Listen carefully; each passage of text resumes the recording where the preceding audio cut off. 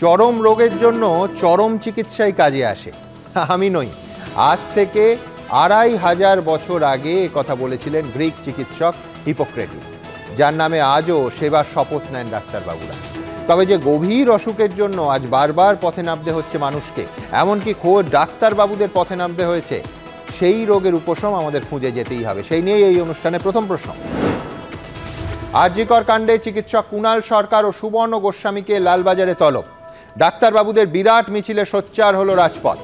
1 ঘন্টার মধ্যে লালবাজার থেকে বেরিয়ে এলেন 2 চিকিৎসক। মানুষের জোটবদ্ধ আন্দোলনেই কি শেষ পর্যন্ত পিছু হটল পুলিশ? দ্বিতীয় প্রশ্ন। লক্ষ্য বেসরকারি হাসপাতালের ব্যবসা বাড়ানো। ডাক্তারবাবুদের আন্দোলনের নেপথ্যে কায়েমি স্বার্থ দেখছেন জয়প্রকাশ মজুমদার। মুখ্যমন্ত্রীর দিকে আঙুল তুললে আঙুল ভেঙে দেওয়ার হুঁশিয়ারি মন্ত্রী উদয়ন গুহর। দেশ জুড়ে সমালোচনার মুখে অস্বস্তি এড়াতেই কি স্বতঃস্ফূর্ত জনরোষকে নিশানা করছে শাসক দল? তৃতীয় প্রশ্ন। লক্ষ্মীর ভাণ্ডার নেয়ার আগে নিজের লক্ষ্মী সুরক্ষিত কিনা ভাবুন, বললেন মৃত চিকিৎসকের মা।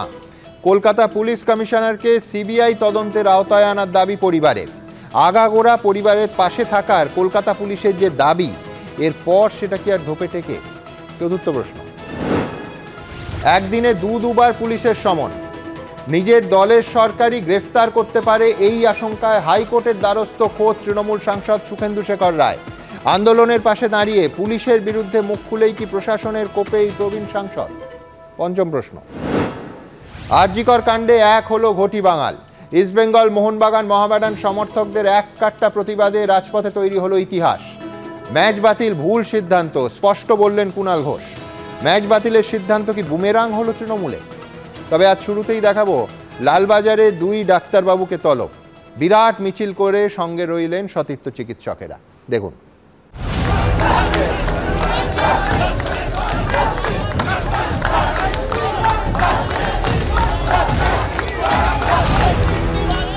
আরজিকর কাণ্ডে প্রতিবাদে রাজপথে জনগর্জন অব্যাহত।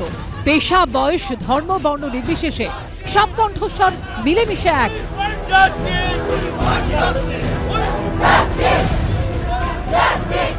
2 চিকিৎসককে লালবাজারে তলব নিয়েও সেই ঐক্যবদ্ধ ছবি দেখা গেল রাজপথে।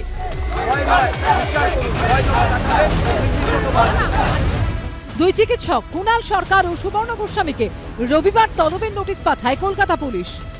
এই পরিস্থিতিতে সোমবার দুপুর 2টো নাগাদ কলকাতা মেডিকেল কলেজের অ্যাডমিনিস্ট্রেটিভ ব্লকের সামনে জড়ো হন চিকিৎসকরা। কুণাল সরকার ও সুবর্ণ গোস্বামীকে নিয়ে লালবাজারের দিকে রওনা দেয় চিকিৎসকদের মিছিল। এক সময় ফিজিওলজি, প্যাথোলজি, অ্যানাটমি, সার্জারি মুখস্থ করে তার উত্তর দিয়ে আজকে তারা আমার সমাজ, আমার সোসাইটি নিয়ে, আমার মানুষ নিয়ে, আমার বিবেক নিয়ে, আমার বুদ্ধি নিয়ে যদি সেই প্রশ্নটা করেন, আজকে নিশ্চয়ই আমরা সেই উত্তর। উল্টো দিকে ফিয়ার্স লেনে মিছিল আটকাতে প্রথম ব্যারিকেড তৈরি করে পুলিশ। তাদেরকে আটকানোর জন্য 3-3টে জায়গায় একদিকে ব্যারিকেড, তার পাশাপাশি লাঠিধারী পুলিশ পর দাঁড়িয়ে রয়েছে। দেখতে পাচ্ছ ব্যারিকেড রয়েছে, এরকম ভাবে লাঠিধারী পুলিশ তারা দাঁড়িয়ে রয়েছে। চিকিৎসকদের কোনো রকম ভাবে লালবাজারের উদ্দেশ্যে যেতে দেওয়া হবে না। ব্যারিকেড খুলে লালবাজারে নিয়ে যাওয়া হয় কুণাল সরকার ও সুবর্ণ গোস্বামীকে। 2 চিকিৎসক ভিতরে ঢুকতেই লালবাজারের মূল গেটে তালা দিয়ে দেয় পুলিশ। এর 1 ঘন্টার মধ্যে বাইরে বেরিয়ে আসেন 2 চিকিৎসক। সেখানে দাঁড়িয়ে এই পুলিশের উদ্দেশ্যে কার্যত হুঁশিয়ারি শোনা যায় তাদের গলায়। আলাপ আলোচনা হয়েছে, আমাদের যে সামনটা সেটা আজকে ডিসমিস করে দিয়েছে পুলিশ। আমরা এটা জানিয়ে দিয়ে এসেছি যে আপনারা চিকিৎসকদেরকে আমাদের 2 জনকে সামন দিয়ে যেভাবে ডেকেছেন, পুরো সমগ্র চিকিৎসক সমাজ হচ্ছে যে তার জন্য হচ্ছে যে এটা খুব মানে কড়া ভাবে নিয়েছে। তারা হচ্ছে সমগ্র মেডিকেল যে হচ্ছে যে কমিউনিটি সারা দেশের, তারা কড়া প্রতিক্রিয়া দেখিয়েছে।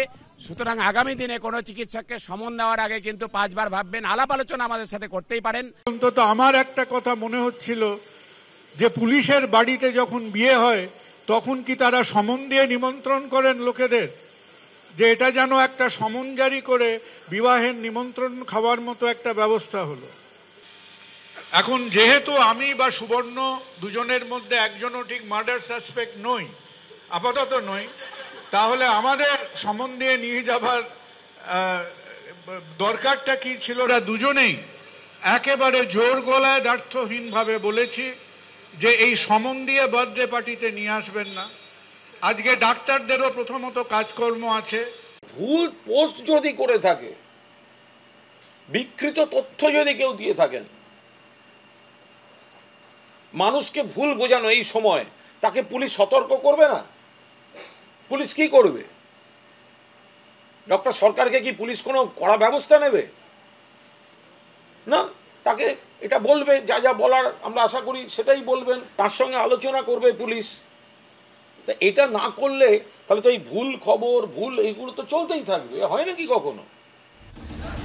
শিল্পী মহল থেকে সঙ্গীত মহল, আরজিকর কাণ্ডের প্রতিবাদে আরো বলিষ্ঠ হচ্ছে প্রতিবাদের কণ্ঠ। এবার রাস্তায় নামবেন রূপম ইসলাম, অনুপম রায়, শিলাজিৎ, লোপামুদ্রার মতো সঙ্গীত শিল্পীরা।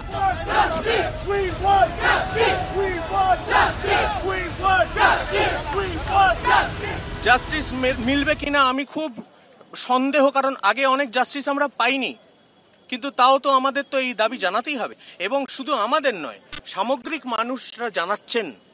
এই জন্যই আমরা আজকে রাস্তায়। বাকিরা না জানালে আমরা আলাদা করে হয়তো রাস্তায় নামবার সেই অনুপ্রেরণা পেতাম না। সবাই নামছেন, সমস্ত স্তর। এমন কোন স্তর আছে কি যে স্তর নামছে না? একে একে সবাই নামবেন, এবং এইটা নিশ্চিত করা দরকার যে এইবারে যেন আমরা জাস্টিসটা পাই। অন্যদিকে একাডেমিতে প্রতিবাদ হলো রংতুলিতে। আমরা আরজিকরের যে নারকীয় ঘটনা হয়েছে তার একটা নীরব প্রতিবাদ করতে চাই, এবং সেটা আমাদের ছবি আঁকার মাধ্যমে। সবাই যেরকম জাস্টিস চাইছে, আমরাও সেই জাস্টিসটা চাই।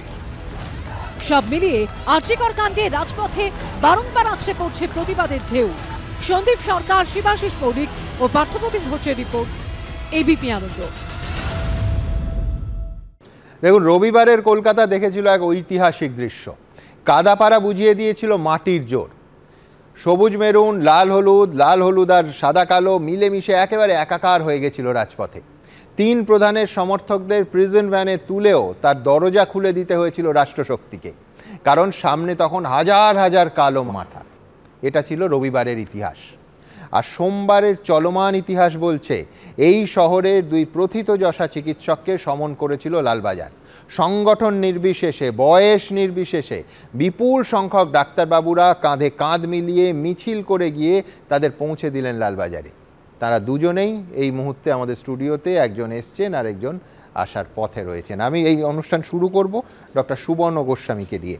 ডক্টর গোস্বামী, আপনারা যে সমনটা পেয়েছিলেন সেটা তো ধরুন চা বিস্কিট খাওয়ারও নয়, সাক্ষী হিসেবেও নয়, একেবারে স্পষ্ট অভিযুক্ত হিসেবে।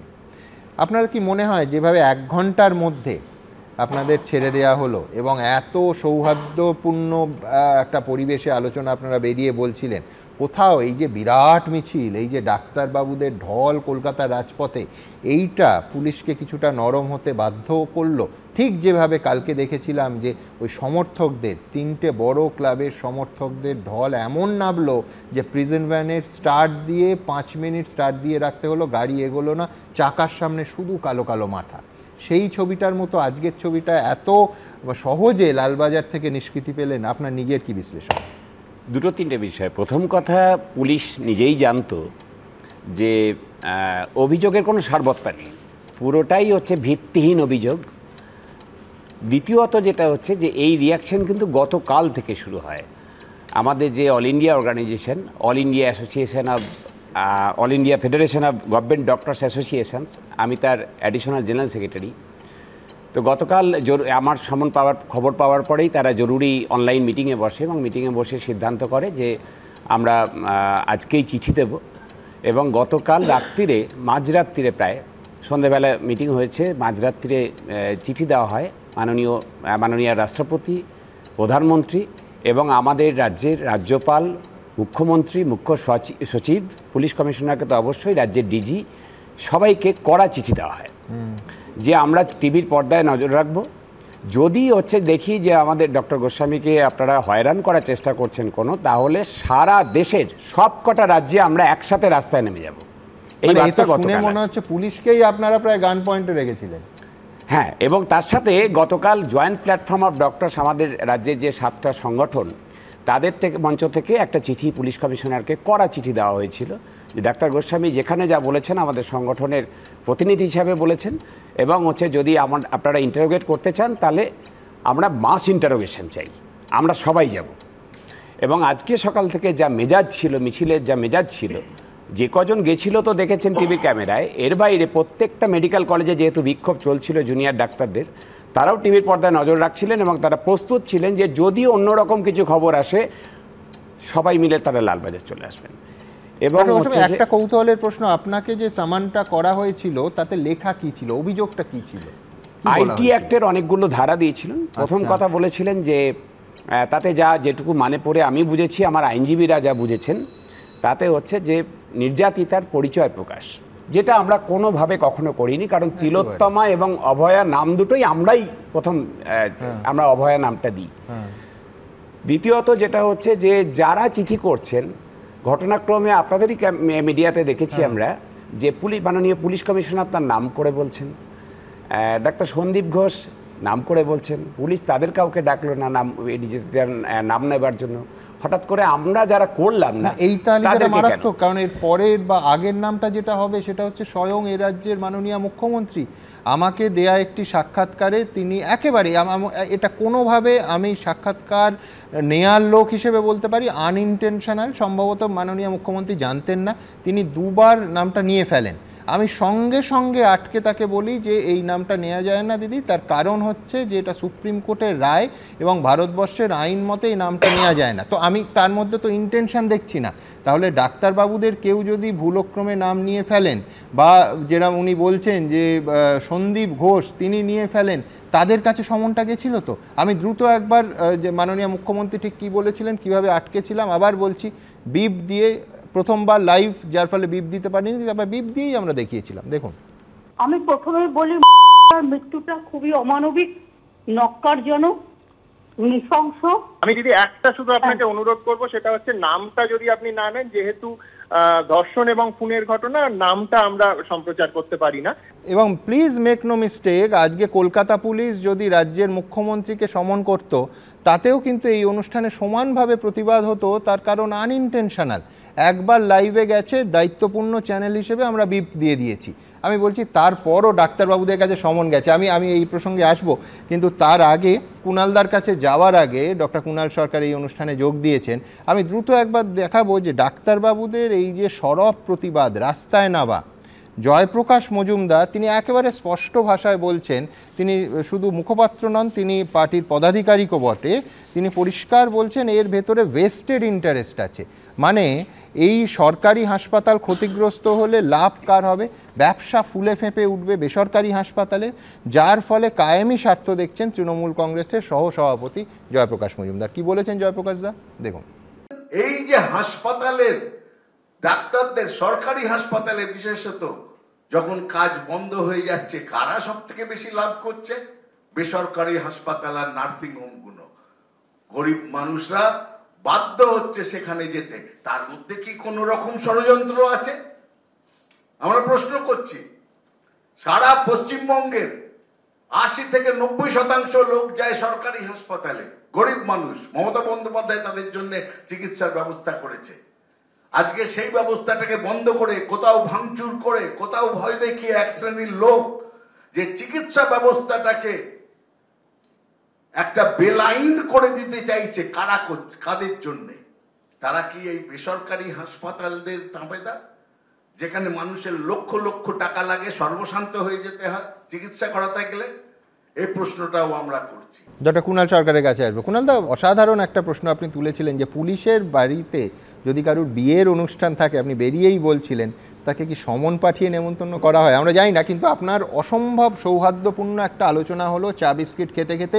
আমি বলছি যে এইটাকে তো অনেক স্ট্রাকচার্ড করা যেত, মানে সিনিয়র ডাক্তারবাবুরা যারা বুক দিয়ে লড়াইটা করছেন, জুনিয়র ডাক্তারবাবুরা গেলেন, পুলিশ প্রশাসন এলেন। আমি বলছি আজকে স্টেথো হাতে অগ্নিশ্বরদের রাস্তায় নামানো কি খুব দরকার হয়ে পড়েছিল? তার থেকেও বড় প্রশ্ন, কায়েমি স্বার্থের প্রশ্ন উঠছে, অর্থাৎ সরকারি স্বাস্থ্য পরিকাঠামোকে আপনারা দুর্বল করে, রুগ্ন করে দিয়ে কার্যত বেসরকারি পরিকাঠামোকে পুষ্ট করতে চলেছেন, কায়েমি স্বার্থ। সুমন, আজকে মনে হয় কিছু কিছু সিরিয়াস আলোচনার অবকাশ থাকবে। তো সেই সময় আর কি গান্ধীর সল্ট মার্চকেও লোকে বলেছিল কমার্শিয়াল কনস্পিরেসি। তো জয়প্রকাশ দা আজকে হয়তো একটু বিক্ষিপ্ত, উত্তেজিত আছেন। নর্মালি উনি এরকম অসংলগ্ন কথাবার্তা বলেন না, ওটাকে নিয়ে পরে আলোচনা করা যাবে। আজকে আমি সুবর্ণর কথার পরে তোমাকে একটা কথা বলি যে আমরা পুলিশ কমিশনার এবং অ্যাডিশনাল কমিশনারের সঙ্গে had a very civilised sincere conversation. কতগুলো জিনিসকে খুব কি বলবো absolutely lacking in focus and contest মনে হয়েছে। তুমি একদম দুটো কথা সুবর্ণ বলেছে, তাদের সোশ্যাল মিডিয়াতে যারা কথাবার্তা বলছে তাদের সম্বন্ধে তাদের কতগুলি অবজারভেশন আছে। তো প্রথম অবজারভেশন হলো তারা হয়তো দুজনকে বা আমাকে প্রশ্ন করে বললেন আপনার কথা অনেকে শোনে।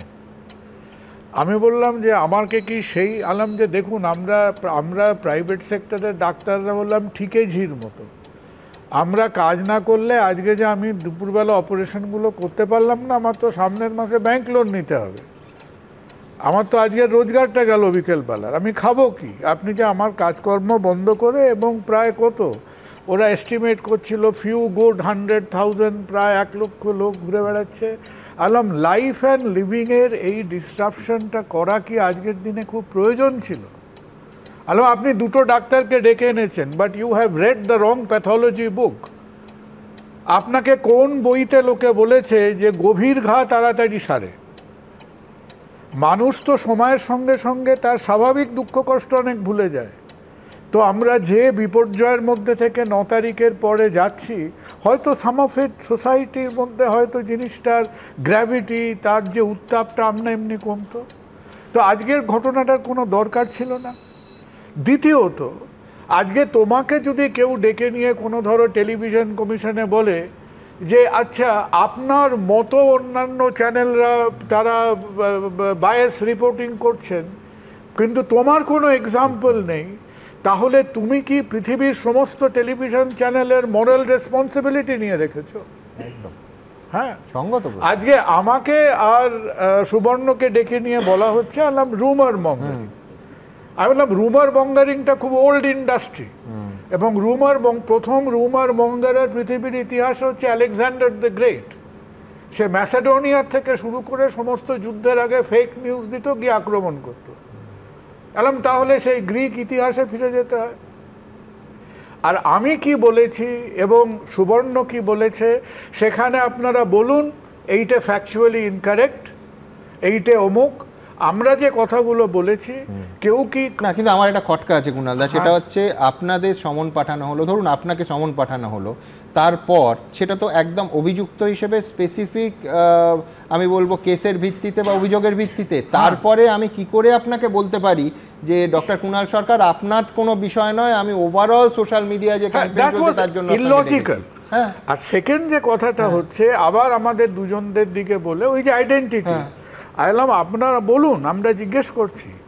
আমি দোষের মধ্যে একটা কাজ করেছি, আমি দোষের মধ্যেই ভেতো বাংলা থেকে ইংরেজিতে একটা ভিডিও করেছি যেটা কিছু লোক দেখেছে এবং তার 90% ভিউয়ারশিপ হচ্ছে ইন্টারন্যাশনাল। তো এইটা হয়তো লোককে আপসেট করেছে যে আমরা ওই ইংরেজি শুনবো না, দেখবো না, বুঝবো না, এরকম একটা কি। আলাম হোয়াট ইজ ইয়োর অবজেকশন? আলাম আপনি ওকে ডেকেছেন, আমাদের ডেকেছেন, আই রিয়েলাইজ আপনি যে পয়েন্টটা করছেন কারেক্ট। রুমার মঙ্গারিং খারাপ, identification is against the norms, as exactly you said. আলাম এই যে ফ্লোরে আমরা ছিলাম সেই ফ্লোরে 3টা লোক ছিল যে আইডেন্টিফাই ডিক্লেয়ার করেছে। আলাম এত দূর থেকে বউবাজার বন্ধ করে, পিয়ার্স লেন বন্ধ করে, 5000 পুলিশ ফোর্স এমপ্লয় করে দুজনকে তো আনার কোনো দরকার ছিল না এই কথাটা বলার। আর আপনারা second time you see what they said, তার মধ্যে সদর্থক কথাবার্তা আছে। তারপরের হাফটা তারা বিশেষ করে কমিশনার নিজে যে কথাগুলো বললেন, আমরা বললাম যে দেখুন পাস্ট ক্যানট বি চেঞ্জড। আজকে কি হয়ে গেছে, কে কোথায় কি করেছে ছেড়ে দিন, এবার সামনে হচ্ছে আমাদের ভবিষ্যৎটা। এবং আমরা বিভিন্ন যারা ডাক্তাররা আছি বিভিন্ন সেক্টরে এই ব্যাপারটা নিয়ে কথাবার্তা শুরু হচ্ছিল, কিভাবে কিছু হয়তো প্রতিবাদ হবে কিন্তু পেশেন্ট দেখা শুরু হোক, মেন হসপিটালগুলোয় মেন সার্ভিসেসগুলো কীভাবে, ছেলে মেয়েদেরও তো বোঝাতে হয়। ইচ ওয়ান অফ আস আমাদের প্রজন্মে এই সমস্যাগুলোর মধ্যে দিয়ে আমরা গেছি। আলাম যে এই যে ফেজটাতে জিনিসটা যাচ্ছিল, আমরা 2 পা এগোতে আপনি জিনিসটাকে 3 পা পিছিয়ে দিলেন। শুধু তাই নয়, আবার 2 দিন বাদে এর একটা অ্যাকশন রিপ্লে প্ল্যান্ড আছে। আচ্ছা, হ্যাঁ এরকম আছে। আচ্ছা, আছে, মানে সেকেন্ড টাইম আপনারা সামান হতে পারেন? আমাদের নয়, আমাদের নয়, আরেক সেট অফ পিপল, আরো দুটো অ্যাকশন রিপ্লেড আছে। আমি বললাম তখন কি চান? আজকে 1 লাখ লোক বউবাজার পিয়ার্স লেনে এসেছিল বলে শনিবার দিন আপনি 1.5 লাখ চাইছেন? এটা কি অলিম্পিক হাই জাম্পের মতো হচ্ছে?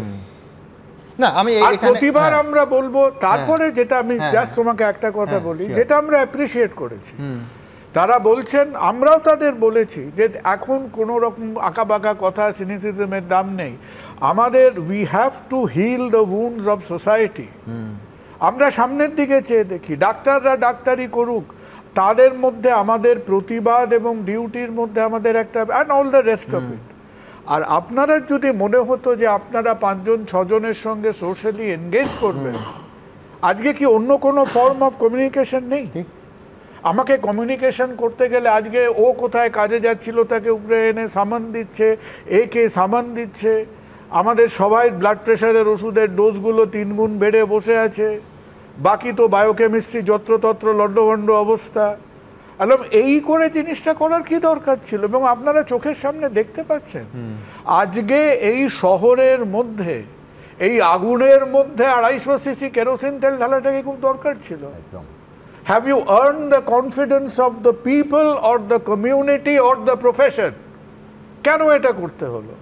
আর আমরা বললাম আপনাকে যে আমরা আপনাদের মতো চাই যে আমাদের সোসাইটি, আমাদের শহর নর্মালিটির দিকে যাক, কিন্তু তা বলে আপনি আবার যদি এর একটা অ্যাকশন রিপ্লে করেন, সবটাই যে অন্য 2 জন আছে, এবার এদের কানটা ধরছি বলে ধরা যায়নি, পরের 2 জনের কিছু, please don't do that, that is gross immaturity. একদম। আমি এখানে একটা ছোট্ট শব্দ আপনাদের সামনে রাখবো, প্রায়োরিটি। আমি বলছি অগ্রাধিকারের তালিকায় কি গোলমাল হচ্ছে? কেন এই প্রশ্ন তুলছি আমি আসবো, ডক্টর অভিজিৎ চৌধুরী এই অনুষ্ঠানে আছেন, কিন্তু তার আগে দ্রুত একবার দেখাবো যে দফায় দফায় বিশিষ্ট চিকিৎসকরা আজকে পথে নামলেন এবং একেবারে সঙ্গে করে লালবাজারে এই 2 জন অভিযুক্ত চিকিৎসককে, যাদের সমন করা হয়েছিল, তাদের পৌঁছে দিলেন লালবাজার। দেখুন, অত্যন্ত নম্র, অত্যন্ত ভদ্র, কিন্তু তাদের সেই নম্রতার মধ্যে দিয়ে অন্তত আমার একটা কথা মনে হচ্ছিল যে পুলিশের বাড়িতে যখন বিয়ে হয় তখন কি তারা সমুদ্রের নিমন্ত্রণ করেন লোকেদের, যে এটা যেন একটা সমুদ্রারি করে বিবাহের নিমন্ত্রণ খাওয়ার মতো একটা ব্যবস্থা। আরজিকর মেডিকেল কলেজে তরুণী চিকিৎসককে ধর্ষণ খুনের প্রতিবাদে গর্জে উঠেছে গোটা দেশ। সোশ্যাল মিডিয়ায় সরব বিভিন্ন পেশার মানুষ। এই প্রেক্ষাপটে রবিবার 2 চিকিৎসক কুণাল সরকার ও সুবর্ণ গোস্বামীকে তলব করে লালবাজার। কলকাতা পুলিশ সূত্রে দাবি, আরজিকর মেডিকেল কাণ্ডে নিহত তরুণী চিকিৎসকের পরিচয় প্রকাশ্যে আনা ও গুজব ছড়ানোর অভিযোগে তাদের তলব করা হয়। এ নিয়ে সোমবার ক্ষোভে ফেটে পড়ে চিকিৎসক মহল। যেভাবে পুলিশি দমনপীড়নের পথে যাওয়া হয়েছে এবং ভীষণ অন্যায্যভাবে, তার বিরুদ্ধে প্রতিবাদ করা ছাড়া কোনো পথ নেই। নির্বোধের মতন একটা অদ্ভুত রকমের, এটা একদম অপ্রয়োজনীয় পদক্ষেপ। এই পরিস্থিতিতে দাঁড়িয়ে যেভাবে পুলিশ প্যারানয়েডই বলবো, অর্থাৎ কিনা ভয় পেয়ে এবং আতঙ্কগ্রস্ত হয়ে যেভাবে শত্রু খুঁজে বেড়াচ্ছে। আপনি যত আক্রমণ করবেন তত জমায়েতের পরিধি বাড়বে, আপনি যত আক্রমণ করবেন শহর থেকে গ্রামে কিন্তু এই প্রতিবাদ প্রতিরোধের চেহারা নেবে, ফলে এই কাজ থেকে বিরত থাকুন। আরজিকর মেডিকেল কলেজের নৃশংস ঘটনার প্রতিবাদে যে আন্দোলন শুরু হয়েছে, সোমবার তার পাশে দাঁড়ালেন বর্ষিয়ান চিকিৎসকরাও।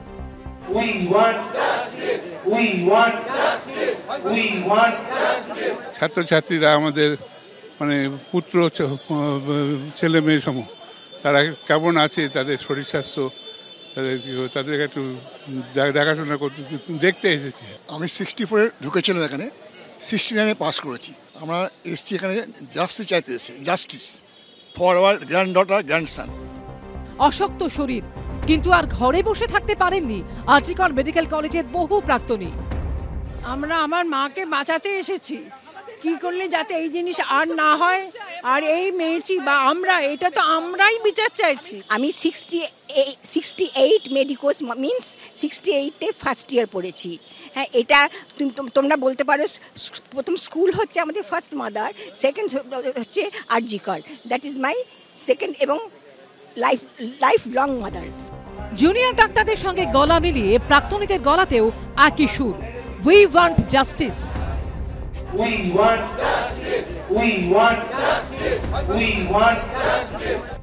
শিবাশিস মৌলিক, ঝিলাম কলঞ্জাই ও ব্রতদীপ ভট্টাচার্য রিপোর্ট, এবিপি আনন্দ।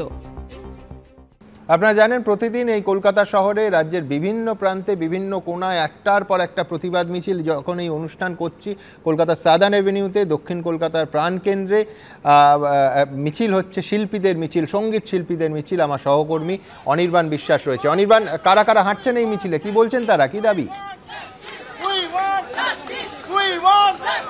দেখো সুমনদা, প্রথমে জানিয়ে রাখবো যে নবনানন্দা যে স্কুল রয়েছে সেখান থেকে কিন্তু এই মিছিল শুরু হয়েছে।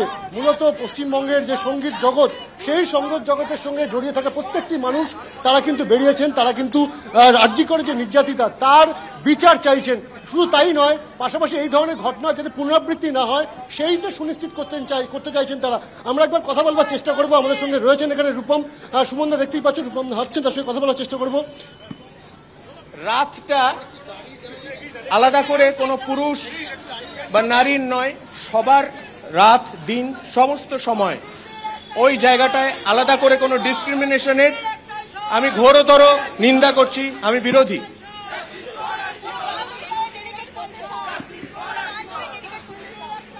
কলরভ কলরভ কলরভ কলরভ, জব্দ হোক নিঃশব্দ হোক, স্তব্ধ হোক শত্রু, সব মানবতার শত্রু যারা, তাদেরকে স্তব্ধ করে দিতে হবে।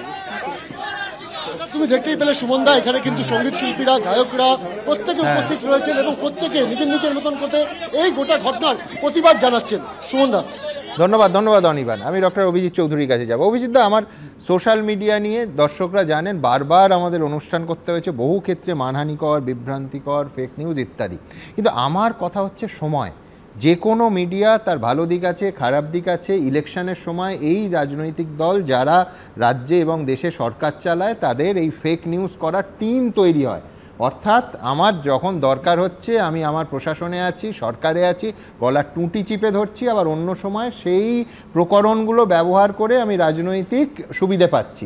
আমার আপনার কাছে প্রশ্ন হচ্ছে, কিন্তু এইটা কি উপযুক্ত সময়? আজকে শুধু দুজন ডাক্তারবাবু নয়, 280 জনের কাছে কলকাতা পুলিশ এই নোটিশ পাঠিয়েছে তাদের অভিযুক্ত করে।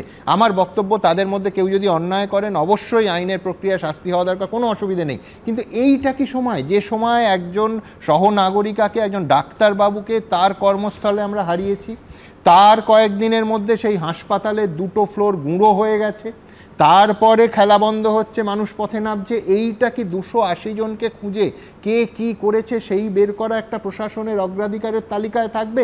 নাকি আশু সমস্যাটা মেটানো দুদিক থেকে? একদিক থেকে হচ্ছে সাধারণ রোগীরা ভুগছেন, তাদের হেনস্থা হতে হচ্ছে, তাদের চিকিৎসা পরিষেবা দেয়া, আরেক দিক থেকে হচ্ছে যেই অবর্ণনীয় ক্রাইমটা করলো তাদের একাধিকজন যেই হোক টুঁটি ধরে জেলের মধ্যে কঠোরতম দৃষ্টান্তমূলক শাস্তি দেয়া, এইটা প্রায়োরিটি হওয়া উচিত। কোথাও কি প্রায়োরিটি লিস্টের গোলমাল হচ্ছে?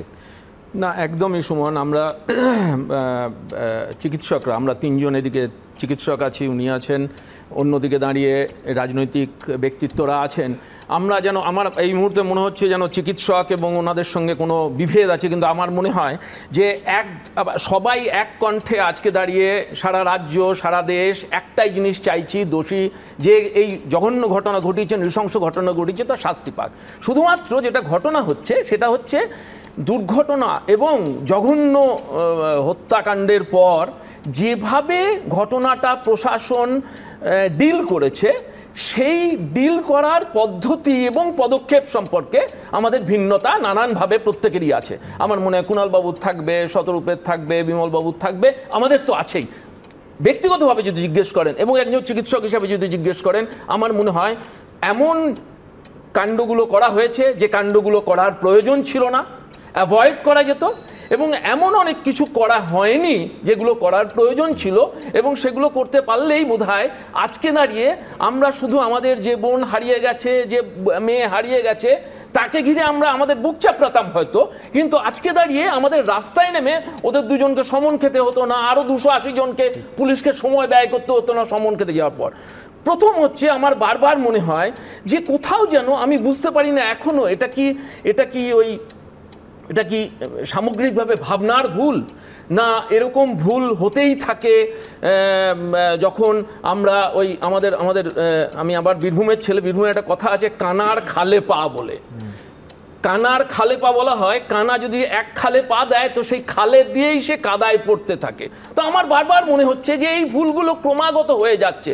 প্রথম দিন যেভাবে দাঁড়িয়ে অন্ততপক্ষে গতকাল পরশুর থেকে দেখছি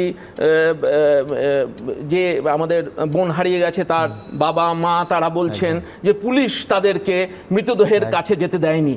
কেন এই অসংবেদনশীল ব্যবহার পুলিশের থেকে করা হলো? কেন মৃতদেহটাকে ওরকমভাবে দ্রুততার সঙ্গে নিয়ে গিয়ে সরিয়ে দেওয়া হলো? মানুষের মনে একটা অদ্ভুত সন্দেহের বাতাবরণ তৈরি হলো।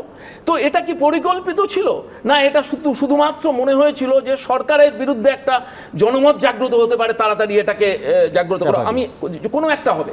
দ্বিতীয়ত হচ্ছে যে মানুষটির দুষ্কর্ম সম্পর্কে প্রায় প্রত্যেকে একমত, এবং আমার মনে হয় কুণাল বাবুরা সরকার চালান, কিন্তু কুণাল বাবুরাও বোধহয় অন্তরের অন্তঃস্থল থেকে ওর জন্য কোনো একটি অশ্রু বিসর্জন করতে পারবেন না।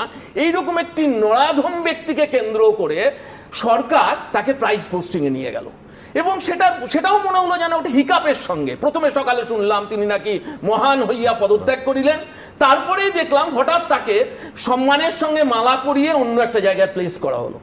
3 নম্বর আমার মনে হয় যে তারপরে যেটা হলো সেটা হলো হঠাৎ করে একটা ট্রান্সফার অর্ডার বেরিয়ে গেল এই মুহূর্তে 42 জন চিকিৎসকের, এবং তাদের মধ্যেই অনেকেই নাকি, দেখুন এটা হতে পারে রুটিন অর্ডার, কিন্তু এই যে রকম একটা যখন পরিস্থিতি এই সময়ে এটা কি প্রয়োজন ছিল? এবং এদের মধ্যে অনেকেই যারা আন্দোলনে আছে, এবং এইটা কি এই চিকিৎসকদের এই মুহূর্তে যখন কলকাতার হাসপাতালগুলো চিকিৎসকের সমস্যায় এই মুহূর্তে বিব্রত, সিনিয়র চিকিৎসকের, তখন তাদেরকে পিক আপ করে কেন নিয়ে যাওয়া হবে?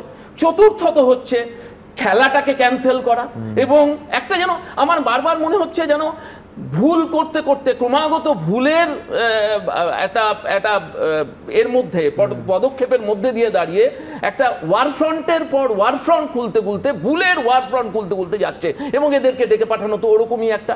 তো আজকে দাঁড়িয়ে সুমন আমাদের খুব পরিষ্কার হতে হবে যে আমাদের যেভাবেই হোক এই দুঃখজনক পরিস্থিতিটাকে যুগ যুগ ধরে চলতে দেওয়া যায় না, কোথাও একটা ডিসাইসিভ স্টেপ নিতে হবে, এবং সেই ডিসাইসিভ স্টেপে একমাত্র প্রাইম মুভার হতে হবে সরকারকে। এবং আমাকে যদি জিজ্ঞেস করেন আপনার কি মনে হয়, আমার মনে হয় এই মুহূর্তে দাঁড়িয়ে যেহেতু জ্যেষ্ঠ যিনি থাকেন তিনি এগিয়ে এসে বলেন, সরকার এগিয়ে এসে বলুক না, তাতে সরকার মহান হবে যে আমি যা যা করেছি সব ঠিক করিনি।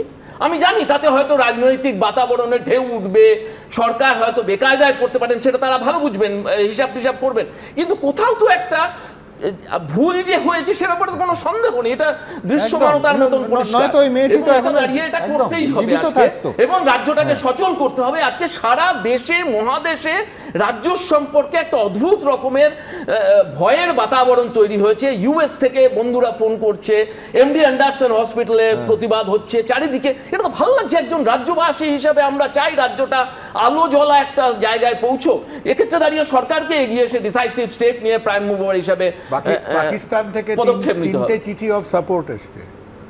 আচ্ছা আমি একটা কথা বলি আজকের অভিজ্ঞতা থেকে সুমন, ইট ইজ সো অভিজিৎদার কথা শুনে, এই যে তুমি বললে না যে প্রায়োরিটি এবং যে কাজগুলো হচ্ছে, যে ধারণাটা আমাদের মধ্যে ছিল, অভিজিৎদা যেগুলো বলেছে যে পুলিশ ফ্যামিলির সঙ্গে ঠিক করে বডিটাকে দেখতে দেয়নি, তাড়াতাড়ি পোস্টমর্টম হলো ইত্যাদি, আজকে যখন আমাদের কাছে পুলিশ বলছেন, হ্যাঁ আমরা তাকে কেউ জিনিসটা অবিশ্বাসের চোখে দেখছি না, তারা বসে বলছেন যে দেখো আমরা তো এই সময়টা বসে কথা বলেছিলাম, এতটা সময় দিয়ে তারপর হয়েছে, তারপর পরের স্টেপটা হয়েছে। এখন প্রশ্ন হলো আজকের দিনে কি পুলিশ এই জিনিসটা একটা 15 মিনিট কি আধ ঘন্টার প্রেস কনফারেন্স করে উইথ মিডিয়া এটা কি ক্লিয়ার করা যেত না? একদম। এবং উপরন্তু আমি কুণালদা এইটা আমি এখানে দাঁড়ি টানলাম, তার কারণ এই অনুষ্ঠানেরই পরবর্তী পর্যায়ে স্পেসিফিক আমি পরিবারের সঙ্গে কথা বলবো। আপনারা জানেন শুক্রবার এই অনুষ্ঠানের বাবা এবং মা, আমি আবার বলছি যে যারা সব কিছু হারিয়েছে এবং সব থেকে ক্ষতিগ্রস্ত এই ঘটনায় যে পরিবারটা যাদের সব চলে গেল, তারা যা বলেছেন তার সঙ্গে যে পুলিশ ভার্সন প্রথম দিন থেকে এই ঘটনা সামনে আসার পর যা আমরা পেয়েছি, পুলিশ যা দাবি করেছে, কলকাতার মাননীয় পুলিশ কমিশনার যা দাবি করেছেন, বিশ্বাস করুন আপনারা দেখেছেন লাইভ অনুষ্ঠানে, এক ছটাক তার মধ্যে মিল নেই। অর্থাৎ দুপক্ষ তো সত্যি বলতে পারেন না। আমি বলতেও পারছি না, ভাবতেও পারছি না যে এই পরিবারটা যারা সব হারিয়েছে তারা কোথাও কোনো এই যন্ত্রণা নিয়ে অসত্য কথা বলবেন। তার মানে কি? তার মানে যে ভার্সান আমাদের সামনে রাখা হয়েছিল সেই ভার্সান সত্য ছিল না। আমি এই অনুষ্ঠানেই আসবো, কিন্তু তার আগে কুণালদার কাছে আসবো। কিন্তু তার আগে আরও আরেকটা প্রশ্ন তুলবো, সে কোথাও দুপক্ষ একসঙ্গে, সেটা সরকার সেটা অন্য সমস্ত পক্ষ আলোচনায় বসে এই সমস্যাটা সমাধান করতে হবে, কিন্তু কোথাও কি আমরা সমালোচনায় হাইপার সেন্সিটিভ হয়ে পড়ছি? সমালোচনা শুনলে কোনো রকমভাবে তার কণ্ঠরোধ করার চেষ্টা করছে, এই প্রশ্ন উঠছে। তার কারণ শাসক দলের, বিরোধী দলের নয়, সিপিএম নয়, কংগ্রেস নয়, বিজেপি নয়, শাসক দলের একজন সিনিয়র সাংসদ, ৭৫ বছর বয়স, 3 বারের রাজ্যসভার সাংসদ সুখেন্দু শেখর রায়। প্রথম দিন তার কি ভূমিকা দেখলাম? তিনি দেখলাম 14 তারিখ বললেন আমি মেয়ের সঙ্গে থাকি, মেয়ে আছে, নাতনি আছে, নিজের পাড়ায় ধর্নায় বসলেন।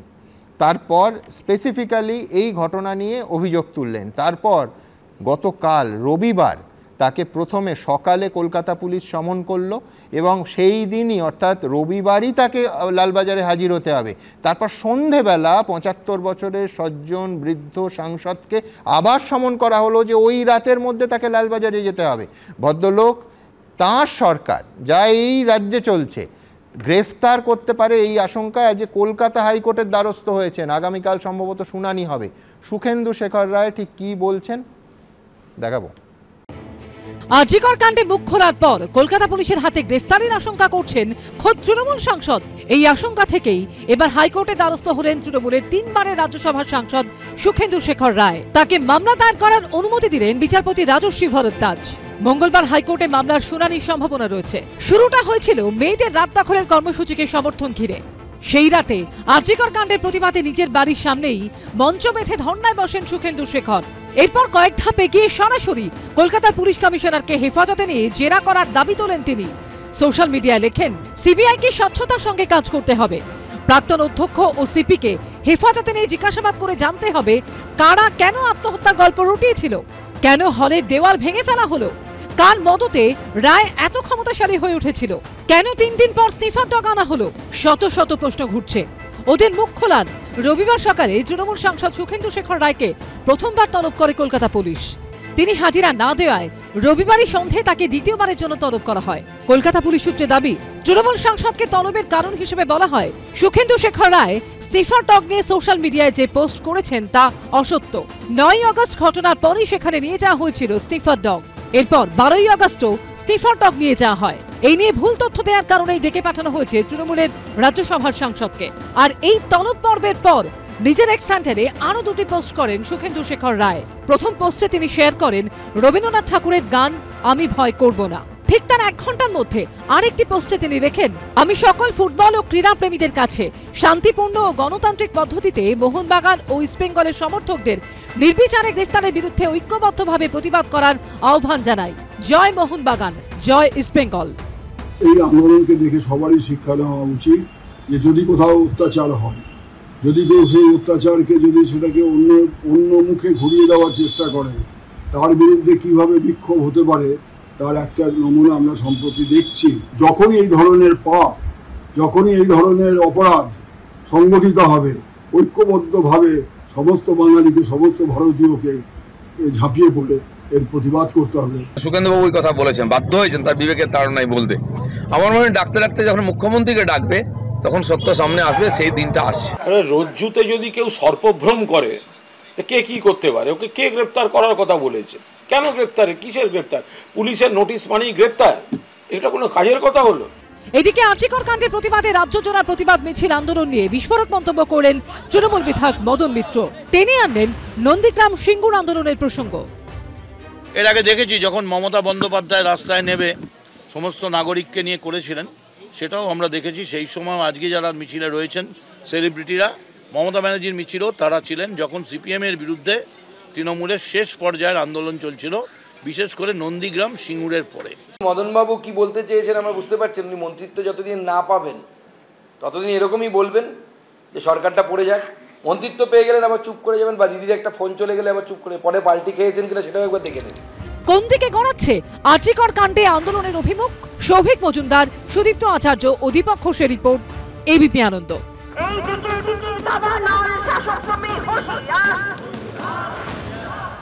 বিশ্বাস করুন এর পরের প্রশ্নটা করার জন্য কুণাল ঘোষের থেকে মানে অ্যাপ্ট স্পিকার আমি তৃণমূল কংগ্রেসে কাউকে পেতাম না। তার কারণ বহু দশক ধরে কুণালদা সাংবাদিকতা করছেন, শুধু না তার রাজনৈতিক পরিচয়ের পাশে এখনও সাংবাদিকতা করেন। আমি ভেবেছিলাম কুণালদা এমার্জেন্সির সময় যেরকম ওই কালো পাতা ছাপা হতো, সাদা ছাপা হতো, আজকের জাগো বাংলায় সেরাম কিছু দেখতে পাবো। তার কারণ হচ্ছে যে জাগো বাংলার সম্পাদকের নাম শ্রী সুখেন্দু শেখর রায়, অর্থাৎ কলকাতা শহরের একটি পত্রিকার সম্পাদক।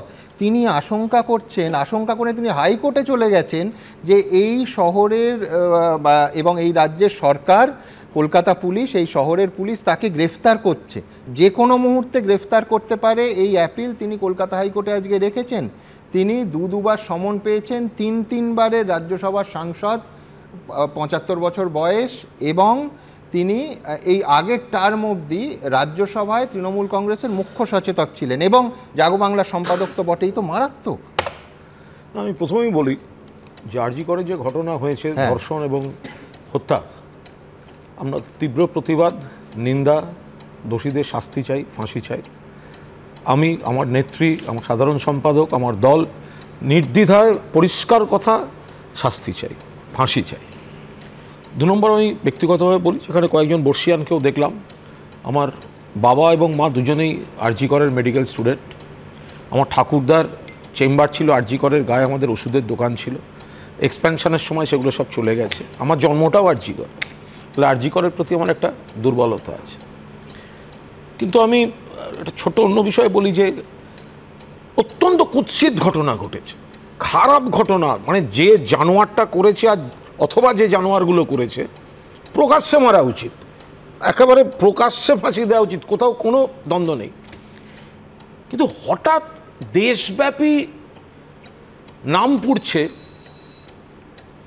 কদিন আগে যেন উড়িষ্যায় একজন ডাক্তার 2 রোগিণীকে ধর্ষণ করে অ্যারেস্টেড। দেশ, তাহলে অল ইন্ডিয়া সংগঠনগুলো কি করছে? তখন দেশ মনে থাকছে না। ডাক্তারের কাছে রোগী আসছে, আত্মসমর্পণ করে বাঁচিয়ে দাও, অ্যারেস্ট হচ্ছে। ওড়িশা, আমি জাস্টিফাই করছি না, আমি তুলনা করছি না। তাহলে এই যে দেশ, পৃথিবী, ডাক্তার, কেন আপনারা বুকে নিয়ে ঘোরালেন? দিলবার সিং, ডাক্তারি জগতের লজ্জা, তারও ফাঁসি দেওয়া হোক। আমি সুবর্ণবাবুকে জিজ্ঞাসা করব, আমি ঠিক জানি না বলে, একটা অডিও শুনছিলাম, এক ছাত্রের সঙ্গে কথা হচ্ছে, আমি শুনেছি অডিওটা আপনার, আপনি প্রশ্ন করছেন এবং সে উত্তর দিচ্ছে। ওটা ভুল শোনা, ওটা আপনার নয়। আপনি কি মনে করেন যে অডিওগুলো ঘুরে বেড়ালো, নমস্কার বন্ধুরা, আমি সোমা বলছি, রগে ভয়ঙ্কর বর্ণনা, যেগুলো দিয়ে লোককে এতখানি উত্তেজিত করা হয়েছে, মানুষের আবেগকে আমরা স্যালুট জানাচ্ছি। কিন্তু আজকে পুলিশ নোটিশ দিক, তারপরে কুণালবাবু সৌজন্য বৈঠক হোক, পুলিশ এই করুক, সব মিলিয়ে একটা জিনিস হয়েছে যে প্রথম থেকে যে পরিমাণে ফেক অডিও, ফেক নিউজ রটনা, ফেক পোস্টমর্টেম রিপোর্ট, উত্তেজনা, পুলিশ অন্তত আপাতত, আমরা এই পুলিশ ঠিক করেছে না ভুল করেছে করতে করতে, অন্তত তার পরিমাণ কমে অকারণ অশান্তির রাস্তাগুলো কিন্তু বন্ধ হচ্ছে। তার মধ্যে কি কুণালদা তুমি ওইটা যোগ করবে যে কলকাতা শহরে, আমরা সবাই বোধহয় কলকাতা শহরের বাসিন্দা, 3 ঘন্টা ধরে একটা তাণ্ডব চললো, 40 মিনিট ধরে হাসপাতালের ভেতরে, সেখানে পুলিশ কার্যত অন ক্যামেরা দেখা যাচ্ছে দাঁড়িয়ে দাঁড়িয়ে দেখছে, লাঠি নিয়ে তেড়েও যাচ্ছে। পুলিশ এই অন ক্যামেরা দেখা গেছে যে যারা বিক্ষোভ করছিলেন এবং তার সামনে যে রাজনৈতিক দলেরা ছিলেন, সেটা বলার পর যে মব, তাদের সমর্থকরা, পুলিশ তো আটকাবার চেষ্টা করছে, পুলিশ দেখা যায়নি, এটা কোথায় এলো? একদম স্পষ্ট ভিডিও রয়েছে সুমন, যে পুলিশ একদম তুমি এবং কলকাতার পুলিশ কমিশন, না আমি আসছি, তুমি এবং কলকাতার পুলিশ কমিশনার দুজনে একটা জায়গা থেকে ভিডিওটা শুরু করছো, সেটা হচ্ছে যখন ঢুকছে, তারপরে 40 মিনিট ধরে যেটা হলো তার বক্তব্য পুলিশ কমিশনার দেখেননি না, কিন্তু আমি পরপর যাবো। পরিষ্কার কথা, পুলিশ ব্যারিকেডটা থামাবার চেষ্টা করছে, তারা ভাঙার চেষ্টা করছে, হ্যাঁ ওই পর্যন্ত ভেঙে যে ঢুকলো, তারপরের অ্যাকশন। পুলিশ সেদিনকে সংযত ভূমিকা পালন করেছে সুমন। ওই দিন যদি পুলিশ লাঠি গুলির দিকে যেত, যদি একটা বড় দৌড় শুরু হতো, শুধু ক্যাম্পেড হয়ে 30-40 জন মারা যেত। লাঠি প্রথমেই গুলির কথা কেন আসছে? আমি বলছি এই পুলিশের কাছেই তো আমরা দেখি ধর্মতলায় একাধিক জলকামানের গাড়ি দাঁড়িয়ে আছে, রাবার বুলেট আছে কেন? মানে আমি বলছি অল্টারনেটটা যে সেইখানে না আবেগের জমায়েত না, হুলিগানেদের জমায়েত। ওখানে যারা ভেঙেছে তাদের কারুর কোনো আবেগ ছিল না, যারা তো দেখাই যাচ্ছে। হ্যাঁ কষ্ট দেখা যাচ্ছে। তুমি ওই ভিডিওটা চালাও যেখানে টানাটানি হচ্ছে। না ওই ভিডিও চালাতে অসুবিধা নেই, রোজ চালাচ্ছি। যা শুনলেন যে ডাক্তারবাবুদের রোল, কুণাল ঘোষ বললেন। দেখুন, প্রথম কথা হচ্ছে যে ডাক্তারবাবুদের রোলের কথা বলছেন উনি, যেটা হচ্ছে যে আমরা কি দেখুন, আমরা তো টিভিতে অন ক্যামেরা মাননীয় মুখ্যমন্ত্রীকে বলতে শুনছি যে প্রধান অভিযুক্ত ধরা পড়ে গেছে, তদন্ত তো শেষই হলো না। ওই বিভ্রান্তি ছড়ানোর জন্য তো তাকে কেউ আঙুল তুলছে, এখন সিবিআই করছে। হ্যাঁ, তো তার আগেই তো উনি বলে দিয়েছেন, ম্যাডাম তো তখন তো স্টেটের হাতে ছিল। ম্যাডাম প্রথম থেকে বলেছেন 12 ঘন্টার মধ্যে অ্যারেস্ট হয়েছে। এখন এইটাই তো কথা যে উনি যে প্রধান অভিযুক্ত, প্রমাণ হলো কোথায়? আরে তাহলে তো প্রমাণ তো হবে আদালতে। আরে তাহলে তো সিবিআই করবে। উনি প্রধান অভিযুক্ত, এটা তো আদালতে জাস্টিস, তাহলে তো আদালতে বলার চান্স তো স্টেট গভর্নমেন্ট পেল না, তার আগে তো সিবিআই কাছে চলে গেছে। বলি সেটা হচ্ছে যে এই যে বললেন যে আমাদের ওই দিনে কিন্তু প্রত্যক্ষদর্শী আমাদের চিকিৎসকরা, জুনিয়ররা, সিনিয়ররা, আমরা সারা রাত সিনিয়ররা জেগে ওই আরজিকর মেডিকেল কলেজে, আবার এখনই বলছি ওই ভিডিওটা দেখান। আপনার বাবা মা আমার সিনিয়র ছিলেন কোন এক সময় নিশ্চয়ই, এখন আপনি ওই ভিডিওটা দেখান, তাহলে এই ভুল ধারণাটা চলে যাবে। আমি ওই কলেজে লোহার ব্যারিকেডটা নিয়ে এক সাইডে পুলিশ আর এক সাইডে ওই ভিডিও দেখে ডিওয়াইএফআই এর ফ্ল্যাগওয়ালা সেই ভিডিও দেখে সম্ভবত শতরূপ বা সিপিএম এর অন্য কোনো প্রতিনিধি ছিল, একেবারে খুব তুমি ছিলে না, খুব পরিষ্কার করে সেই নিয়ে দর্শকরা জানেন। কিন্তু আমার ঠিক ব্যারিকেড ভাঙা হলো, হুলিগানরা ঢুকলো। আমার বক্তব্য খুব পরিষ্কার, সেদিনও বলেছি আজও বলেছি যে ব্যারিকেড ভাঙা হলো, গুন্ডারা ঢুকলো। আমি ধরেই নিচ্ছি গুন্ডারাও ডিওয়াইএফআই, বিজেপি, যে কোনো দলের, দুটো দলেরই অথবা একটা দলের। আমি বলছি আমরা তো আমাদের করের টাকা থেকে পুলিশ বাহিনী মাইনে পায়। এরম কোথায় লেখা আছে যে ডিওয়াইএফআই এর গুন্ডারা ঢুকলে পুলিশ কোনো ব্যবস্থা নেবে না? এবং 40 মিনিট ধরে একটা সরকারি হাসপাতালের 2টো ফ্লোর, যেটার সঙ্গে কুণাল ঘোষ ইমোশনালি যুক্ত, সেটাকে গুঁড়ো করে দেয়া হবে। আমি বলছি ডিওয়াইএফআই দেখলে পুলিশ পিছিয়ে আসে নাকি? এখনও তো আমি যতদূর জানি রাজ্যের মুখ্যমন্ত্রীর নাম মমতা বন্দ্যোপাধ্যায়, মীনাক্ষী মুখোপাধ্যায় নয়। এক, দুই হচ্ছে আমার প্রশ্নটা ডিওয়াইএফআই ভেঙে ঢোকা তো বটেই, কিন্তু তারপরে কি হলো? স্বয়ং পুলিশ কমিশনার ওখানে দেখে দাঁড়িয়ে যখন মিডিয়াকে সাপসাপান্ত করছে, আমি মজা করে শব্দটা ব্যবহার করলাম, মিডিয়ার জন্য এই যাবতীয় ঘটনা বলছেন, তখনও সেখানে ওই, আমি আবার শব্দ ব্যবহার করছি, সচেতনভাবে বলছি, কেউ বললে আদালতে যাবেন, সেটা হচ্ছে এই স্যান্ডো গেঞ্জি এবং বারমুডা পরে উচ্চিংড়ের দল, তাদের পুলিশ যদি 10 জন পুলিশ তেড়ে যায় পালানোর পথ পাবে না, তারা দাঁড়িয়ে ঢিল ছুঁড়ছে। সেই বড় এই ফুটেজও দেখানো উচিত, পাশাপাশি থান ইটটা পড়ছে, পুলিশ 3 টুকরো করছে ভেঙে করে, 3 জন পুলিশ ছুঁড়ছে। আমরা উত্তর কলকাতার ছেলে, আমরা এইভাবে ঢিল ছোঁড়ার প্রতিযোগিতা করতাম। এই নাটক চলেছে 40 মিনিট ধরে হাসপাতালের ভেতরে এবং গোটা আরজিকরের সংলগ্ন রাস্তা জুড়ে 3 ঘন্টা ধরে। আমি আসবো কুণালদা, আপনার কথাতেও আসবো, কিন্তু তার আগে কুণালদা নিঃসন্দেহে তার কাজ পার্টিকে ডিফেন্ড করা, কিন্তু কুণালদার সমালোচনার অংশে আমি শতরূপের কাছে যাব। কুণাল ঘোষ নিজেই বলেছেন যে সরকারকে 3টে কারণে মানুষ ভুল বুঝছেন। আমি এই জন্য এটা দেখাচ্ছি যে দেখালে যে প্রশ্নগুলো উঠলো, আমার মনে হচ্ছে যে সেইটার কোথাও প্রতিফলন কুণাল ঘোষেরও অন ক্যামেরা বক্তব্যে ছিল। কি 3টে ভুল? এক হচ্ছে, যেটা ইতিমধ্যেই উঠলো, ডাক্তার সন্দীপ ঘোষকে 4 ঘন্টার মধ্যে প্রাইজ পোস্টিং, আরজিকর থেকে এত অভিযোগের ভিত্তিতে যাকে সরানো, অথবা যা স্বেচ্ছায় মহাপুরুষসুলভ পদত্যাগ আমরা দেখলাম, তাকে 4 ঘন্টার মধ্যে ন্যাশনাল মেডিকেল কলেজের প্রিন্সিপাল পদে বসানো। কুণাল ঘোষের 1 নম্বর পয়েন্ট। কুণাল ঘোষের 2 নম্বর পয়েন্ট ছিল যে তাড়াহুড়ো করে শৌচাগার ভাঙা। দিনের পর দিন এই অনুষ্ঠানে আমি কাভারেজ করেছি, একটা সেগমেন্ট করেছিলাম যে যেখানে পিডব্লিউডি যাদের টেন্ডার করে কাজ করাতে নাকি 6 মাস চলে যায়, কলকাতার এক পুলিশ কমিশনার রিজওয়ানুরের সময় প্রসূন মুখোপাধ্যায় বলেছিলেন যে ছেলে মেয়ের সম্পর্কে পুলিশ ঢুকবেন, পিডব্লিউডি ঢুকবে। দেখুন ঘুরে ফিরে আবার এত বছর পরে সেই পিডব্লিউডি ফিরে এলো এবং পিডব্লিউডি সেই ওয়াশরুমটাকে ভেঙে দিল যেখানে এই অভিযুক্ত এক বা একাজন যেই হোক নাকি হাত ইত্যাদি ধুয়েছিল, যেখানে 2 মাস পরেও না ভাঙা হলে হয়তো ফরেন্সিকের টেস্ট পাওয়া যেত। কুণাল ঘোষ এই প্রশ্ন করেছিলেন। 3, হাসপাতালের তরফ থেকে কমিউনিকেশন সেই বাবা মার কাছে, যে বাবা মার কাছে প্রথম ফোনটা এসেছিল সেদিনও আপনারা দেখলেন শুক্রবার এই অনুষ্ঠানে লাইভে বাবা এবং মা বললেন যে অ্যাসিস্ট্যান্ট সুপার এই পরিচয় দিয়ে ফোনটা এসেছিল বাবা মার কাছে। সেই কমিউনিকেশন নিয়ে প্রশ্ন তুলেছিলেন কুণাল ঘোষই। আমি দ্রুত একবার মনে করিয়ে দিই, কুণালদার মনে আছে, অন্যদের। প্রথম দিকে যারা দেখতে পেয়েছিলেন এই মৃতদেহটি তারা সঠিকভাবে সঠিক তথ্য বাইরে বেরোতে দেননি এবং মুখ্যমন্ত্রীর কাছে পৌঁছতে দেননি। সন্দীপ ঘোষের সকালবেলা পদত্যাগ বা অপসারণ এবং বিকেল বেলায় তাকে ন্যাশনালের অধ্যক্ষ দেয়া, এই তাড়াহুড়োটা না হলে ভালো হতো। আমি সেদিনই বলেছিলাম, সেদিন রাতে যদিও অকুস্থল সেমিনার হল অক্ষত, কিন্তু স্থানীয় প্রশাসনের কোন নির্বোধ ওইখানে গিয়ে পিডব্লিউডিকে কাজ করতে দেয়? মানে কেন, কিসের জন্য, কেন দেবে?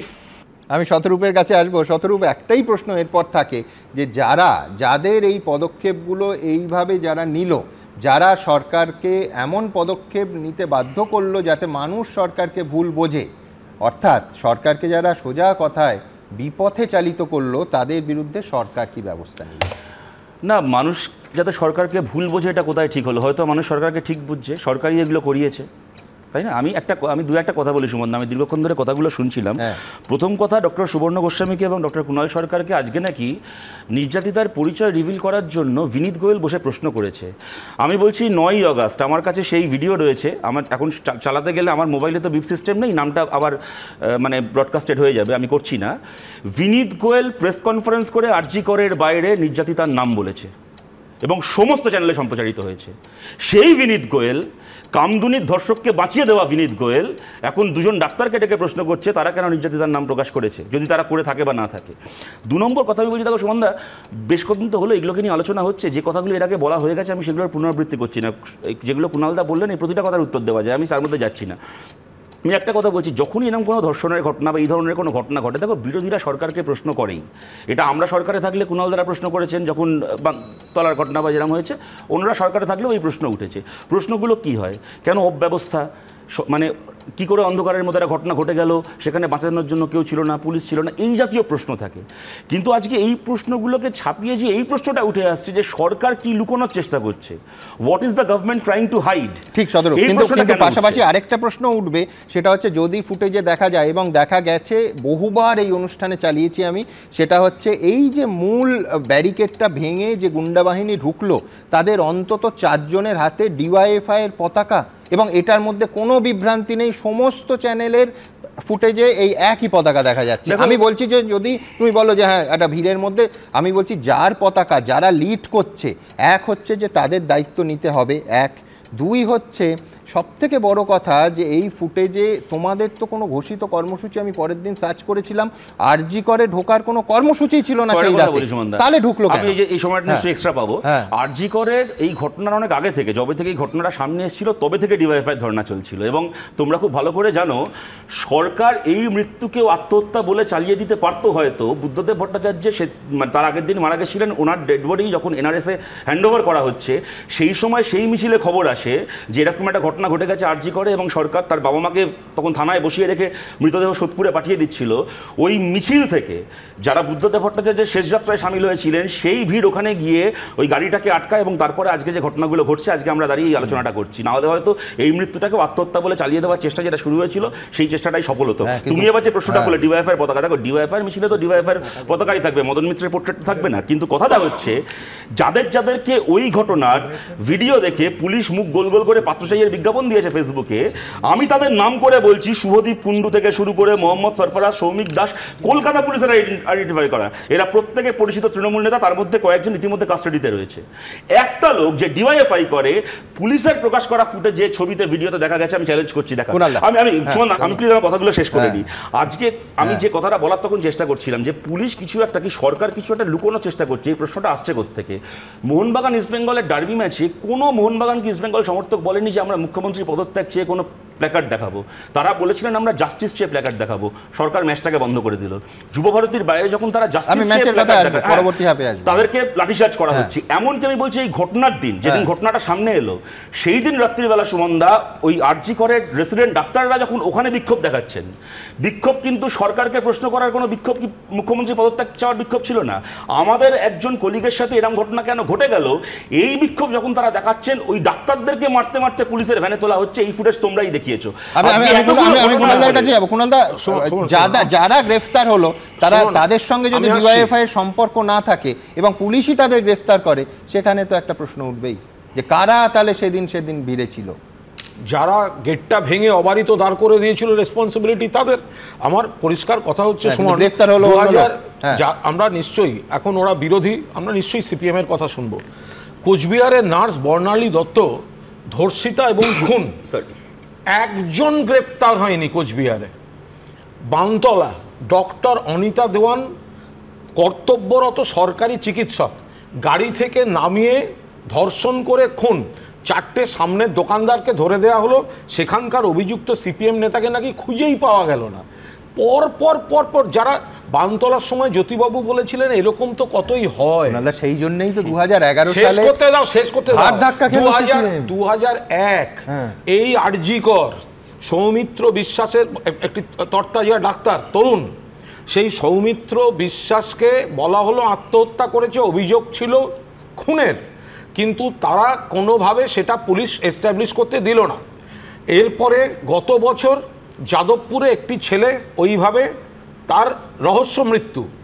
সেদিনকে তো বামপন্থীদের মনে হলো না যে সিসিটিভি লাগানো দরকার ছিল, তখন তো আন্দোলন হলো সিসিটিভি লাগানো যাবে না, তখন বাকিরা কোথায় ছিলেন?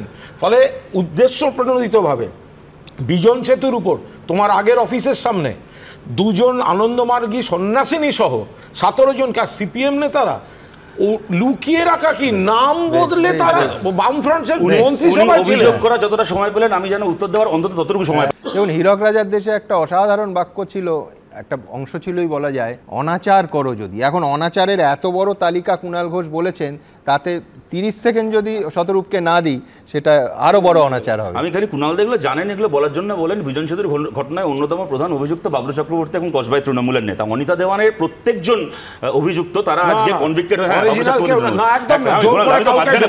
আমি তো মাঝখানে বলিনি, কুণালদা বলছে, কুণালদা কাইন্ড, আমি তো মাঝখানে বলিনি। এখনো ওখানে যে আনন্দমার্গীটা প্রতি বছর বিজন সেতুতে এপ্রিল মাসে যে সমাবেশ করেন, মানে রাস্তা আটকে, বাবলু চক্রবর্তীর গ্রেপ্তারি চান টিল ডেট। এবার আমি বলছি অনিতা দেওয়ানের ক্ষেত্রে প্রত্যেকজন অভিযুক্ত জেল খাটছে। হাসখালি এই কি বলে মধ্যম এই ওই ঘটনাটা কি, এই যেটা হলো কামদুনির অভিযুক্ত এখন বাড়িতে বসে রয়েছে। বারবার বলছেন অন্যতম একজন সে ছাড় পেয়ে গেছে, আপনি জানেন ভালো করে, তারপরে সুপ্রিম কোর্টে গেছে, হ্যাঁ আবার সুপ্রিম কোর্ট যদি কনভিক্ট করে আবার আপনাকে থ্যাংক ইউ বলবো, আপাতত বাড়িতে আছে, সময়টা কেন নষ্ট করছেন?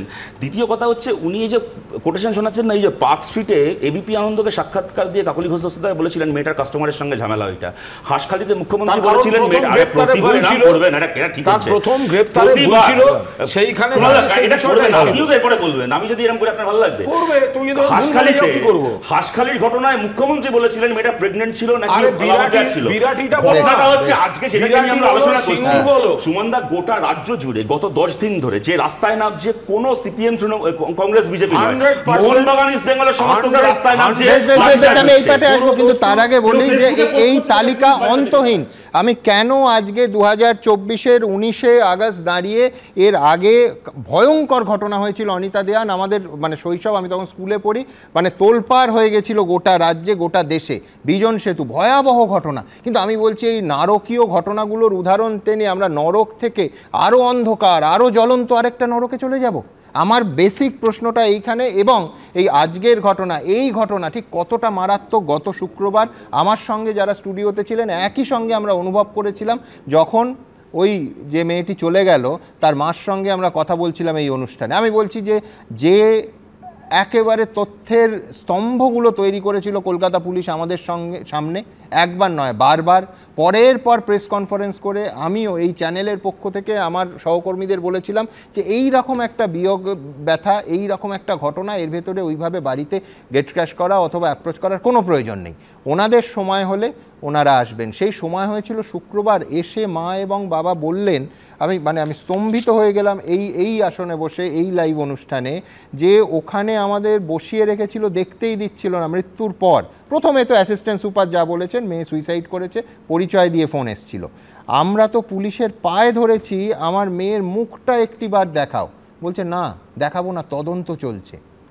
বললেন যে সেদিন আমাদের এত হেনস্থা হতে হয়েছিল, ডেড বডি আনা পর্যন্ত ওরা আমাদের খুব প্রেসারে রেখেছিল, মেয়েটার গাড়িটাও ভাঙার চেষ্টা হয়েছে। আমি বলছি এই সমস্ত অভিযোগ কিন্তু অন্য কারুর ওপর নয়, কলকাতা পুলিশের ওপর, যারা তার আগে এই মারাত্মক ঘটনা 9 তারিখ অবধি আমাদের বলে গেছেন যে পরিবারের সঙ্গে তারা কথা বলেছেন, পরিবারের পাশে দাঁড়িয়েছেন, পরিবার পুলিশের কাজে সন্তুষ্ট। একের পর এক প্রেস কনফারেন্সে তাহলে এই সত্যের অপলাপ হলো কেন? আরেকটা যে বিকল্প শব্দ আছে, ইচ্ছে করেই কলকাতা পুলিশকে আসলে এই শব্দটা আমি উপহার দিতে চাই না, অন্তত এই পর্যায়ে এখনও। তার কারণ বিরাট ঐতিহ্য আছে। আমি আবার বিশ্বাস করি যে কলকাতা পুলিশ সেদিন আরজি করের ঘটনা যদি তাদের ফ্রি হ্যান্ড দেয়া যেত, তাহলে সেইটা 3.5 থেকে 5 মিনিটের মধ্যে নিয়ন্ত্রণ করতে পারত।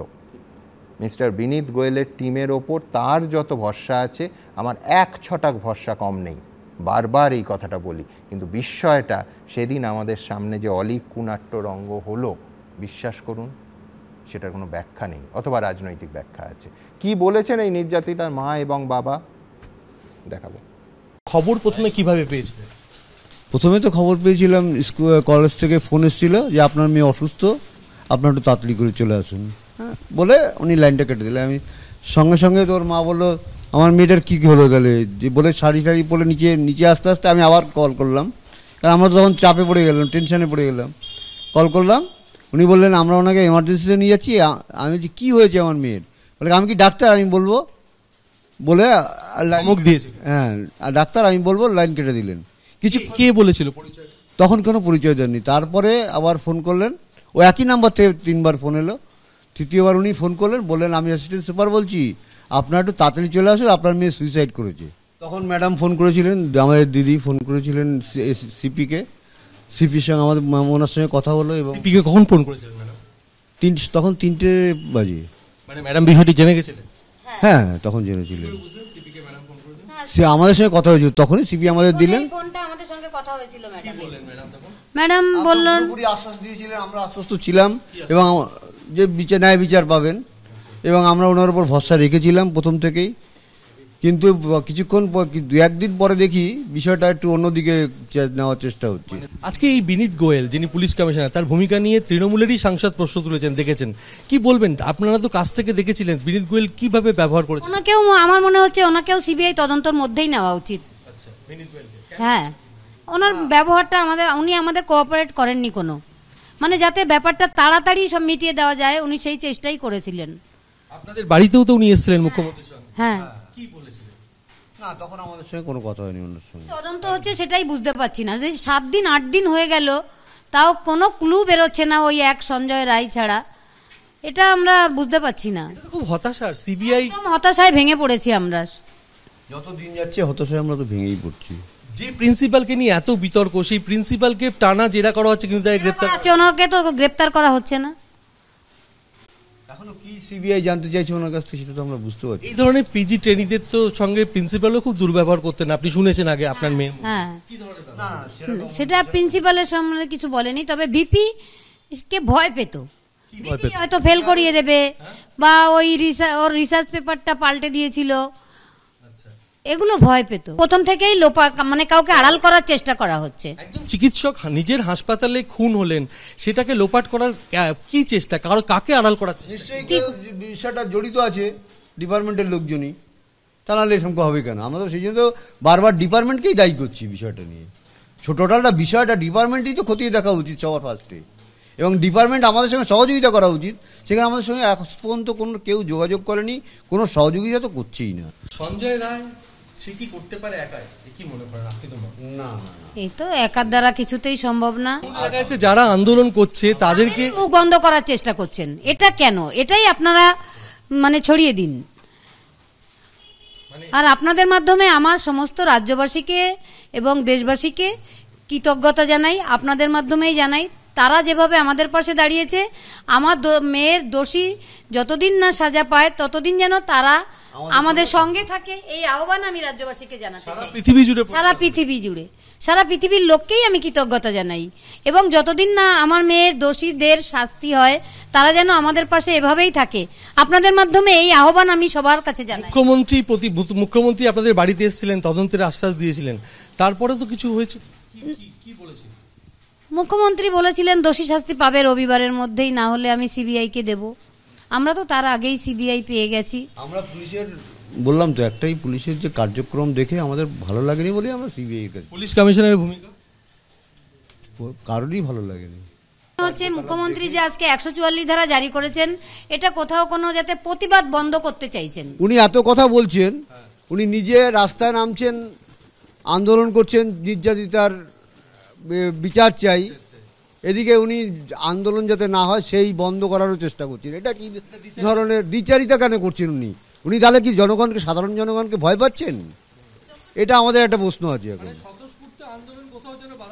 হ্যাঁ, সেটা 100 বার হচ্ছে, উনি সেটাকে চেষ্টা করছেন সবসময় থেকে দেখতে পাচ্ছি। এখন তো আমরা ভালোই ব্যাপারটা বুঝতে পারছি কেন করছেন সেটা। উনি নিজে প্রতিবাদ করছেন রাস্তা নেমে, আবার যাতে প্রতিবাদ না হয় তারও ব্যবস্থা করছেন।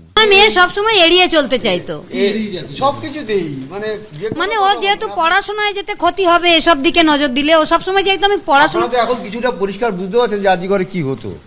বলেছে বাপি আমার নাম, আমি যে ওখানে আছি এটা তুমি জানাশোনা কাউকে বলো না, আমি কিছু করতে পারবো না, তাহলে আমাকে ফেল করিয়ে দেবে। এই যে ভয়টা ওর ছিল, হ্যাঁ চাপ ছিল একটা। এই যারা কন্যাশ্রী প্রকল্প বা লক্ষ্মীর ভান্ডার এগুলো নিচ্ছেন, তারা নেওয়ার আগে তাদের লক্ষ্মী সুরক্ষিত কিনা একবার ভাববেন। একদম সে রাজ্যবাসীর কাছে এবং দেশবাসীর কাছেই আমার এই আবেদন রইল।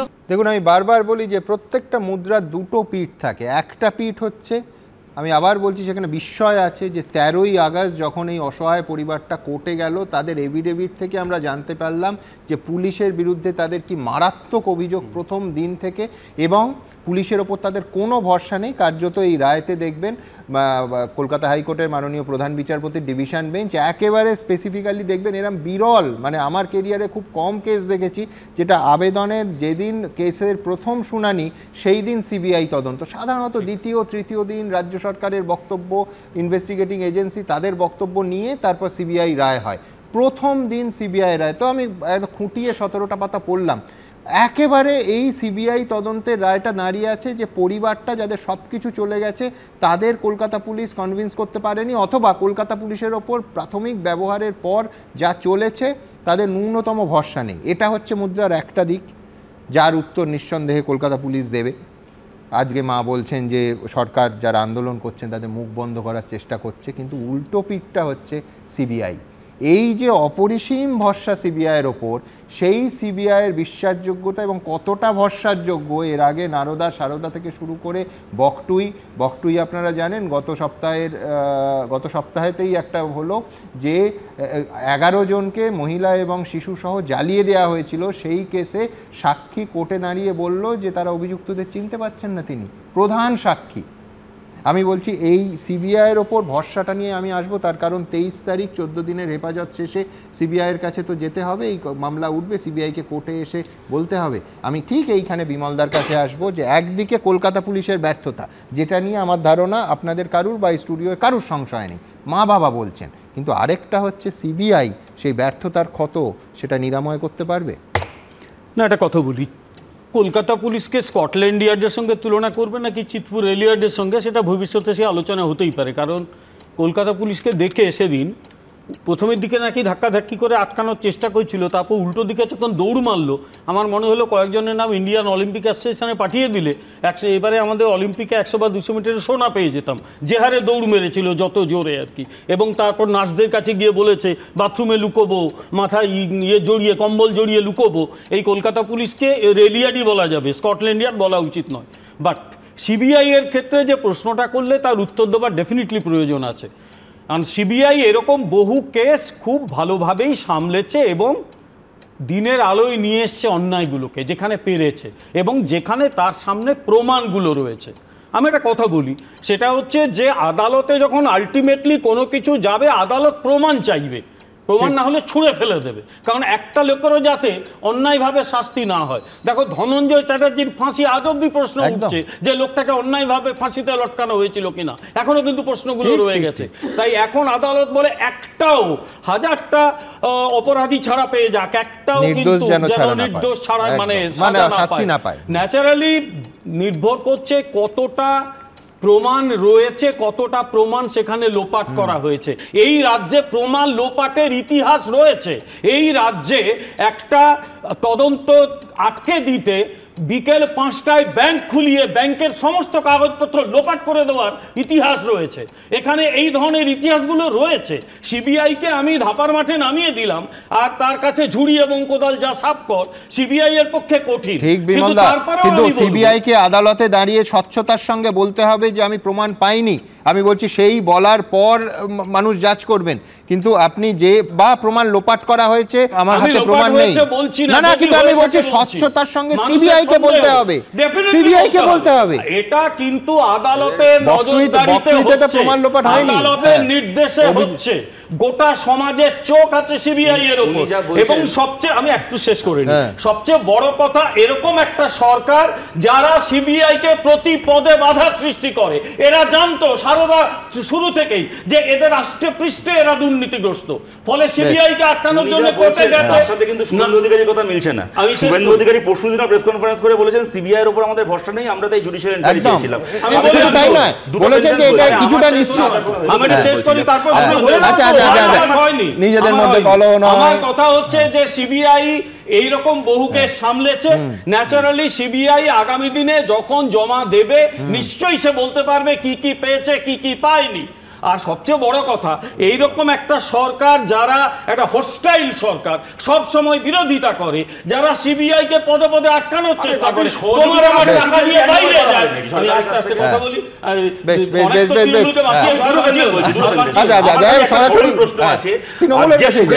সুখেন্দু শেখর রায়কে বিনীত গোয়েলের বিরুদ্ধে প্রশ্ন করার জন্য যদি লালবাজারে ডাকা হয়ে থাকে, একই প্রশ্ন এই মানে ভিকটিমের বাবাও করলেন, তাকেও কি ডাকা হবে? দুই, আমি একটা ছবি দেখাচ্ছি, আজকে নৈহাটিতে মোহামেডানের সাথে আরিয়ান্সের কলকাতা ফুটবল লিগের খেলা ছিল।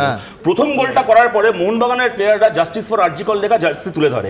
সুতরাং আমি এইটা বলার চেষ্টা করছি, আপনারা যতই দমন পীড়ন করুন না কেন, এইটা কোনো বিরোধীর লড়াই নয়, এটা যে বাংলার মানুষের লড়াই হয়ে গেছে। আর আমার শেষ, আপনি কাইন্ডলি আপনার অনুমতি নিয়ে আমি সিবিআই কেও এই প্রশ্ন করছি, যে অ্যাসিস্ট্যান্ট সুপার ফোন করে বলেছিলেন বা যেই বলে থাক না কেন যে আপনার মেয়ে আত্মহত্যা করেছে, ফোন নাম্বার ধরে তাকে ট্রেস করে তাকে কাস্টাডিতে নিয়ে কার নির্দেশে কথাটা বলেছিলেন, এইটা আমরা জানতে পারবো নাকি পারবো না? আচ্ছা, আমার এখানে পরিষ্কার কথা সংক্ষেপে বলি, যেটা হয়েছে সেটা কুৎসিত ঘটনা, কুৎসিততম ঘটনা। সেই জানোয়ার বা জানোয়ারগুলো শাস্তি হোক, কিন্তু কুচবিহার থেকে বানতলা, ধানতলা, আর ওপাশে বিমলবাবু বলছিলেন যারা ওখানে উন্নাও, হাতরা শুধু তো মেয়েটিকে মারে না, তাদের বাড়ি যাতে বিচার চাইতে না পারে তাদের ধরে ধরে খুন হয়। কোথায় ছিলেন এনারা যখন মণিপুর থেকে বিলকিসের ধর্ষণকারীদের পরিবারের খুনিদের বিজেপি গভর্নমেন্ট গুজরাটের গেট খুলে মালা পরিয়ে বার করে দিয়ে গেছিল? আর সোনার মেয়ে যারা কুস্তিগির, তাদের শ্লীলতাহানির অভিযোগে ব্রিজভূষণ, তাকে পাশে নিয়ে তো অমিত শাহ, নরেন্দ্র মোদীরা শেষ দিন অব্দি পার্লামেন্ট করেছেন। এরা এখানে কি গলাবাজি করছেন? যান আপনার সিবিআই কে বলুন, সিবিআই কে বলুন 23 তারিখ। সুমন, এইটা খুব ইম্পর্টেন্ট। দেখুন, এটা আমরা সবাই এটা তর্কের বাইরে গিয়ে বলছি, এটা একটা ইনভেস্টিগেশন পার্ট। স্টেট গভর্নমেন্ট এখন হ্যান্ডওভার করে দিয়েছে সিবিআইকে, কোর্ট দেখছে, যেটা বিমলদাও বলেছেন, কোর্ট মনিটর্ড। তো এবার 23 আমরা বলেছিলাম রোববারের মধ্যে করুন, আমি ছেড়ে দিলাম সেটা, সেই ডেডলাইন পার হয়ে গেছে। কিন্তু 23 তারিখে একটা গুরুত্বপূর্ণ দিন আসছে। কেন গুরুত্বপূর্ণ দিন? যে একমাত্র যে অ্যাকিউজড এখনো পর্যন্ত arrested state government Kolkata police arrest করেছে। তার পিসি পিরিয়ড শেষ হয়ে সে কোর্ট প্রোডাকশন হবে, তখন কেস ডায়েরি পাঠাতে হবে, ওর নোটটা যাবে। তাহলে ওই খুনি, ওই কি একমাত্র খুনি নাকি আরো কারা ছিল? এইটা 23 তারিখে, কিন্তু 23 তারিখে সিবিআই কে তাদের রিপোর্টে খুব নির্দিষ্ট করে, মানুষের আবেগ থাকবে, স্যালুট করি, বিজেপি সিপিএম যা বলছে আমরা বিরোধিতা করব, কিন্তু দিনের শেষে ন্যায় বিচারটার পক্ষে আমরা সবাই একদম। তাহলে 23 তারিখ 4 দিন, আর 4 দিন বাকি আছে। এবং আপনাদের এই সুযোগে জানিয়ে দিই যে কালকে কিন্তু সুপ্রিম কোর্ট গতকাল সুওমোটো কগনিজেন্স নিয়ে সুপ্রিম কোর্টের মাননীয় প্রধান বিচারপতি এই মামলা আগামী কাল শুনবেন, এবং হাতে সেই রকম অন্য কোনো গুরুত্বপূর্ণ মামলা মাননীয় প্রধান বিচারপতি দেশের সুপ্রিম কোর্টে তিনি রাখেননি। তবে নিঃসন্দেহে আপনাদের চোখ থাকবে, আমাদেরও চোখ থাকবে। আমি এইখান থেকে গতকাল মানে 24 ঘন্টা আগে একটা ইতিহাস কলকাতায়, যার নিঃসন্দেহে উৎসটা খুব দুর্ভাগ্যজনক, আরজি করের দুর্ভাগ্যজনক ঘটনা, তার পরিপ্রেক্ষিতে ডার্বি বাতিল হলো। আমি তারপর যে ছবিটা দেখা গেল সেটা কিন্তু আবার অন্য ইতিহাস। তার কারণ 3টে বড় দল, তাদের সমর্থকেরা স্বতঃস্ফূর্ত ভিড় রাজপথে আছড়ে পড়ল, এবং কার্যত রং ভুলে আরজি করের কাণ্ডে কোনো রাজ্য সরকারের বিরুদ্ধে রাজনৈতিক দল, বিরোধী দলের কোনো কর্মসূচি নয়, উই ওয়ান্ট জাস্টিস, এই প্ল্যাকার্ডে ধ্বনিত হয়ে গেল আকাশ বাতাস। আমি আবার বলছি, ইতিহাসের সাক্ষী হলাম আমরা। আরজি করে ভাঙলো, পুলিশ ছিল না, পুলিশ ইট ভেঙে ভেঙে ছুটছে, এদিকে এখানে লাঠিচার্জ করতে পারছে, এদের হাতে হঠাৎ করে জল বেড়ে গেল। মোহনবাগানের পতাকা নিয়ে এসেছি, ইস্ট বেঙ্গলের পতাকা নিয়ে এসেছি, তাও কি কালকে প্রশাসন আমাদেরকে কি বলবেন যে হারমাদরা এসেছিল, রামবাম এসেছিল, ডার্বি কেন ক্যান্সেল হলো? নিরাপত্তার কারণে ডার্বি ক্যান্সেল, তাহলে এত পুলিশ কি করছে? একটাই কথা বলবো, বাঙাল গদি জোট বাজাচ্ছে, মুখ্যমন্ত্রী গদি ছেড়েছে। কেন আমাদের ইস্ট বেঙ্গল সমর্থক, মোহনবাগান সমর্থকদের গায়ে হাত তোলা হলো, লাঠিচার্জ করা হলো? এর জবাব চাই। কিসে ভয় পেয়েছেন আমাদের মাননীয় মুখ্যমন্ত্রী? জবাব চাই এটা।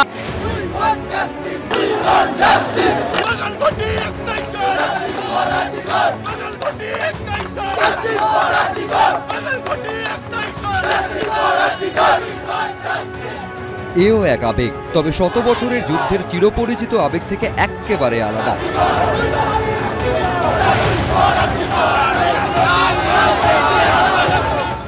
ইস্টবেঙ্গল, মোহনবাগান, মোহামেডান মানে যুগ যুগ ধরে আবেগের বিস্ফোরণ। মার কাট, সবুজ ঘাসে হোক কিংবা মাঠের বাইরে, 1 ইঞ্চিও জমি ছাড়া চলবে না। শুরুটা হয়েছিল 100 বছর আগে, সেই 1925 সালের 28শে মে প্রথম ডার্বি। নেপাল চক্রবর্তীর গোলে জিতেছিল ইস্টবেঙ্গল। তারপর কখনো ইস্টবেঙ্গল জিতেছে, কখনো মোহনবাগান ইস্টবেঙ্গলকে জমি ধরিয়ে ছেড়েছে। কিন্তু রবিবার যুবভারতী স্টেডিয়ামের বাইরে প্রথম ম্যাচ হলো, যেখানে কোনো একটি দল জিতলো না, সবাই জিতলো। আজকের এই আন্দোলন আমাদের একত্রিত দেখাচ্ছে। আমরা 5 গোল দিয়েছি সরকারকে, 5 গোল। সবাই মিলেমিশে একজনের জন্য লড়লো, আরজি কর মেডিকেল কলেজের ওই চিকিৎসকের জন্য, যার দেহ ছিন্ন ভিন্ন করে দেওয়া হয়েছে। এটা সবে শুরু আমাদের, এটা আজকে থামবে না, শুধু এই একটা মিছিলে থামবে না, আরো হবে। ডার্বি বন্ধ করলো পুলিশ, কিন্তু আবেগকে কেউ কি বাঁধতে পারে? কখনো পেরেছে? পৃথিবীর কোথাও সম্ভব হয়েছে? পুলিশের বাধার মুখে শুয়ে পড়লেন প্রিজন ভ্যানের সামনে।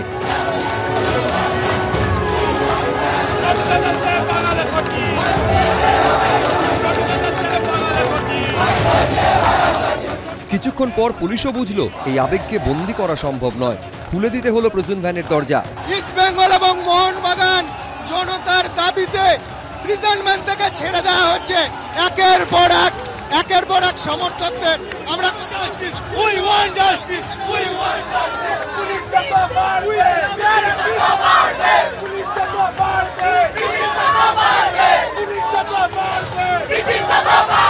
এত পুলিশ ছিল, আরামসে ম্যাচ হয়ে যেত, ম্যাচটাকে বন্ধ করে ভালো করলো। এইটা যেখানে আমাদের মা বোনেদের সুরক্ষা নেই, সেখানে পুলিশ এই প্রতিবাদ রুখতে আসছে হাজার হাজার পুলিশ নিয়ে। কিন্তু যখন আমরা বলেছিলাম খেলাটা করানোর জন্য, তখন তাদের কাছে পুলিশ প্রশাসন আমাদের এটাই জানায় যে পর্যাপ্ত পুলিশের ব্যবস্থা আমাদের কাছে নেই।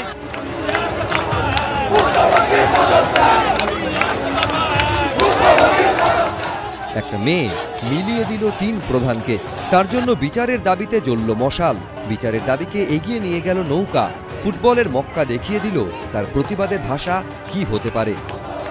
এবিপি আনন্দ। দেখুন, সাধারণভাবে মিছিলের মুখ মিছিলেই হারিয়ে যায়, কিন্তু কিছু কিছু মুখ, কিছু কিছু বক্তব্য সাধারণ হয়েও কালকে অসাধারণ চেহারা নেয়। মোকসা, তিনি এই শহরে তার জন্ম, অভিনেতা, তিনি ঠিক কী বলেছিলেন এখন দেখাবো, তারপর তার ব্যক্তিগত অভিজ্ঞতায় আসবো। দেখুন। আমরা কোনো দলের হয়ে আসিনি স্যার, সাধারণ মেয়ে আমি। প্লিজ এভাবে মারবেন না, আমাদের হাতে কোনো অস্ত্র নেই, আমরা নিরস্ত্র। দেখুন কিভাবে মারা বাচ্চাদের নিয়ে এসছে। We feel insecure in our own land, in our own country. দেখুন আমাদের হাতে কোনো অস্ত্র নেই, কোনো পার্টি নেই, কোনো রং নেই, সাদা কাপড় পরে এসেছি যার জন্য। কোনো ইস্ট বেঙ্গলও না, কি করব, যেখানেই যাচ্ছি সেখানেই সিপিএম, সেখানেই এসএফআই, সেখানেই তৃণমূল, সেখানেই বিজেপি। আমি সাধারণ মানুষ, বাঁচান আমাদেরকে আপনারা। ডার্বি বন্ধ করে দিয়েছে, মুখ বন্ধ করতে পারবে না, স্টেডিয়াম বন্ধ করে দিচ্ছে, রাস্তা বন্ধ করে যতই দিক মুখ বন্ধ করতে পারবে না, মানুষের স্পিরিট আটকাতে পারবে না। মোকসা, শুধু এবিপি আনন্দ নয়, সমস্ত সংবাদ মাধ্যমের নজর নিঃসন্দেহে কালকে আপনার ওপর পড়েছিল। তার কারণ হচ্ছে যে আপনি একদম পুলিশের সামনে রুখে আপনার যা বক্তব্য পরিষ্কার একাধিকবার রাখছিলেন। এক হচ্ছে ব্যক্তিগত অভিজ্ঞতা, ঠিক কী ভাবনা থেকে বেরিয়েছিলেন, তার কারণ হচ্ছে সাধারণত আপনার পেশায় যারা আছেন তারা এই ধরনের, যেখানে পুলিশ যে কোনো মুহূর্তে লাঠিচার্জ করতে পারে, লাঠিচার্জ কিছুটা করেছে, এত ভিড়, এই ধরনের মধ্যে স্বেচ্ছায় আসেন না, যদি না পাকে চক্রে পড়ে গিয়ে থাকেন। আমি বলছি আপনি স্বেচ্ছায় এসেছিলেন কী ভাবনা থেকে এবং কি দেখলেন কাল? স্যার, এইখানে আমি এত গুণীমানী ব্যক্তিদের মাঝখানেই প্রথমবার আমি সুযোগ পেয়েছি। আমি ওখানে কালকে গেছিলাম অ্যাজ সিটিজেন অফ ইন্ডিয়া, বাংলার মেয়ে হয়ে, কোনো প্রফেশন না, কোনো না, আমি এসছি, বাইরে থেকে এসছি। এটা জানার পরে আমি না ঠিক থাকতে পারিনি, আমি ছুটি নিয়ে এসছি, কারণ ওখানে আমি এখন সাউথে কাজ করছি, আমি তেলেগু, তামিল, মালায়ালাম, ইংলিশ, হিন্দিতে কথা বলতে চাই না, আমি আমার বাংলায় কথা বলতে চাই। যখনই কিছু বলতে যাই তখনই এই টিম, এই পার্টি লালকে বদনাম করে, লাল এখন বলে সবুজ, গেরুয়াকে বলে, এটাই হয়ে যাচ্ছে। আমরা কোনো বিচার পাচ্ছি না, আমাদের কাছে এতগুলো প্রশ্নের পর শুধু প্রশ্ন, উত্তর পাচ্ছি না। I was really infuriated. আমি এরকমভাবে মানে মনে হচ্ছে আমি অশিক্ষিতের মতো কথা বলেছি, কিন্তু ইট ওয়াজ নট মাই অশিক্ষা। আর সবথেকে বড় কথা, আমি না জানি না, আমি আসলে এখানে কোনো দল পার্টি করি না। This is one of the reason আমি এখানে কাজ করি না, বাইরে চলে যেতে হয়েছে যাকে। তো সেই কারণে আমি আসার পরে না আমি খালি ফেসবুকে স্টেটাস দিয়ে চলেছি কোথায় যাব, কি যাব। তো তারপরে দেখলাম মানে অ্যাজ অ্যান আর্টিস্ট ডেফিনেটলি আমার একটা আর্টিস্ট ফোরামের কার্ড আছে, ভাবলাম টেকনিশিয়ান থেকে যাব। তখনই আমার একজন সিনিয়র, আমি নাম নিচ্ছি, আমি শ্রীলেখা দিয়ে আমাকে ফেসবুকে, এগুলো সব ফেসবুকে হয়েছে, আমি তো বুঝতে পারছি না দিশেহারা, যাকেই জিজ্ঞেস করছি কেউই জানে না। বলছে এখানে গেলে তোকে বলবে বিজেপির লবি, ওখানে গেলে বলবে সিপিএমের মানে এসএফআই করছো, বা ওখানে গেলে তো সফট মানে এটা সফট প্রোটেস্ট, এটা হবে না। তা কী করলাম, তখন দেখলাম হ্যাঁ ডার্বি ম্যাচ আছে, তো আমি সব কিছু হচ্ছে ফেসবুকে। তো শ্রীলেখাদি আমাকে বললো, শ্রীলেখাদির সাথে কথা বললো, ওটা সফট প্রোটেস্ট, তো তুই ওখানে তুই যেতে পারিস, আমরা আসছি। তো উনি কিছু মানে কারণে আসতে পারেননি। তো আমি গেলাম আমার এক বন্ধুকে নিয়ে, গিয়ে দেখলাম বাবা কাকাদের মুখে, মানে বড়দের মুখে শুনেছিলাম নকশাল আন্দোলনের সময় এরকম পুলিশকে মারতে দেখেছি। আর যেখানে আমি একটা কথা বলতে চাই, আজকে এত কথার মধ্যে আজকে এমন দেশের পরিণতি হয়েছে যেখানে ডক্টরসদের রাস্তায় নামতে হয়েছে, শুধু আমাদের না, আজকে ওনাদের প্রশ্ন করা হচ্ছে। যখনই আমরা এনাদের প্রশ্ন করছি তখনই উড়িষ্যার অন্য ঘটনা নিয়ে আসা হচ্ছে।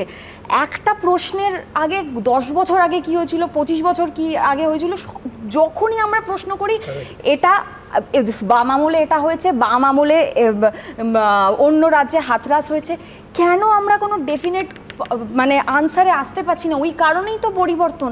আজকে যখন দেখছি হাইকোর্টে একটা রাজ্য, দিদি উনি একটা রাজ্যের নাম বলুন যে আপনি গত 1 বছরে কোনো ধর্ষণের রিপোর্ট পাননি। স্যার আমি ভারতবর্ষে স্যার আপনার ওই জন্যই বলে আমি সিটিজেন অফ ইন্ডিয়া হয়ে গেছি, ছোট করতে নেবে, এটা সামাজিক ব্যাধি। আমি একজন ইন্ডিয়ার ভোটাধিকার হয়ে গেছি। কেন বাংলার মাটিতে এসে বলছি? কারণ আমার মাতৃভাষা বাংলা, এই কারণে বলছি। আমি ওই জন্যই নিরপেক্ষ হয়ে বলেছি কাল প্রত্যেকটা। আমি আজকেও সাদা জামা পরে একদম ঠিকঠাক। এবার একটা কথা বলুন, আমি সাধারণ মানুষের হয়ে কথা বলছি। আমার মতো এরকম প্রত্যেকের সেম কোয়েশ্চেন আছে। যখনই কোনো কোয়েশ্চেন হয় এই ওকে কাদা ছড়াছড়ি করে, কিন্তু আলটিমেটলি কি? আচ্ছা একটা কথা বলুন, আজকে এত কোয়েশ্চেনে রেপ না গ্যাং রেপ, এটা ধরুন এটা শুধু রেপ হলো, এটা কি আমাদের মনে হয় না এটা একটা গ্যাং রেপ? কারণ আমি আমার ওয়ার্ক প্লেসে আমার এখানে কোনো সিকিউরিটি থাকবে না। আর সব থেকে বড় কথা, এটা একটা সরকারি জায়গা যেখানে হোম মিনিস্টার, যেখানে স্বাস্থ্যমন্ত্রী, যেখানে পুলিশ মিনিস্টার আমাদের মুখ্যমন্ত্রী। আর ইনফ্যাক্ট এটা মমতা ব্যানার্জি না হয়ে, আমি ওনার নাম রেসপেক্টেড, আমরা রেসপেক্ট করি ওনার ডেজিগনেশনটাকে, সিএমকে। We respect the designation of CM, be whoever it is, be it Mamata Banerjee. তো সেখান থেকে দাঁড়িয়ে আমাদের একটা সাধারণ মানুষের, আমরা ওনার মুখের দিকে তাকিয়ে আছি, বি দ্য পুলিশ মিনিস্টার। যেদিনকে ঘটনাটা হয় সেদিনকের সিকিউরিটিটা কোথায়, সেদিনকে সিসিটিভিটা কোথায়? বেশ বেশ, আমি এটাতেই কুণালদা কোথাও একটা, এটা সাধারণ যারা জুনিয়র ডাক্তার, সিনিয়র ডাক্তার, প্রত্যেকের এইখানে বোধহয় জিনিসটাকে, প্রশ্নটাকে আরও গভীর করে দেয়। 36 ঘন্টা একজন চিকিৎসক ডিউটি করছেন এবং আমরা প্রত্যেকে জানি এই মেডিকেল পরিকাঠামোটা, স্বাস্থ্য পরিকাঠামোটা দাঁড়িয়ে আছে এদের অক্লান্ত ঘন্টার পর ঘন্টা পরিশ্রমের পর। তারপর তার কর্মক্ষেত্রে, যেটা আমি বলি ডাক্তারবাবুদের ক্ষেত্রে এবং সাংবাদিকদের ক্ষেত্রে, এরকম অনেক, হয়তো পুলিশের ক্ষেত্রেও অফিসটা সেকেন্ড হোম না ফার্স্ট হোম, সেইখানে তিনি একটা বিশ্রাম নিতে যাচ্ছেন। তারপর এই ঘটনা, কোথাও কি গোটা সিস্টেমটাকে নাড়িয়ে দিচ্ছে।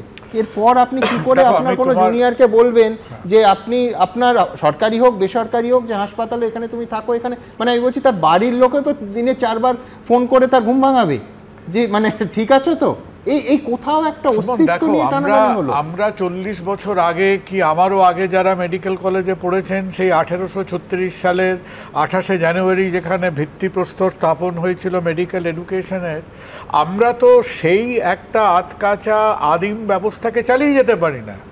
আমি ওটির ফ্লোরে ঘুমিয়েছি দিনের পর দিন, অক্সিজেন সিলিন্ডার মাথায় দিয়ে আমি লোককে গল্প করব, আমরা ট্রলিতে শুয়েছিলাম, আমি মেডিকেল কলেজে, অভিজিৎ অন্য কোনো কলেজে, সুবর্ণ আরজি করে, সেটা তো আজকে কন্টিনিউ করতে পারে না। এবার আমাদের বুঝতে হবে যে একটা হসপিটাল ম্যানেজ করা, আপনি ট্রলিতেও শুনুন কিন্তু সুস্থভাবে বেঁচে থাকুন। শুনুন, কথাটা হলো তোমার আজকে তোমার যেরকম ব্রডকাস্টিং ইন্ডাস্ট্রি, কি প্রিন্ট ইন্ডাস্ট্রি, কি সফটওয়্যার ইন্ডাস্ট্রি, এগুলো ম্যানেজ করার তো এক্সপার্টিজ লাগে। যে 30 বছর ধরে বায়োকেমিস্ট্রি পড়িয়েছে, তাকে আমি হঠাৎ সোমবার দিন সকালে একটা পুরো 2000 বেডের হাসপাতালের বিকজ অফ মেডিকেল নস্টালজিয়া সে সেটাকে ম্যানেজ করবে, সেটা তো একটা পুরনো কলোনিয়াল ব্যবস্থা, সেটা আজ কি করে চলতে পারে? আজকে তো একটা hospital management, government hospitals one of the biggest infrastructures. আমাদের তথাকথিত প্রাইভেট হসপিটালগুলো তার কাছে চুনোপুটি।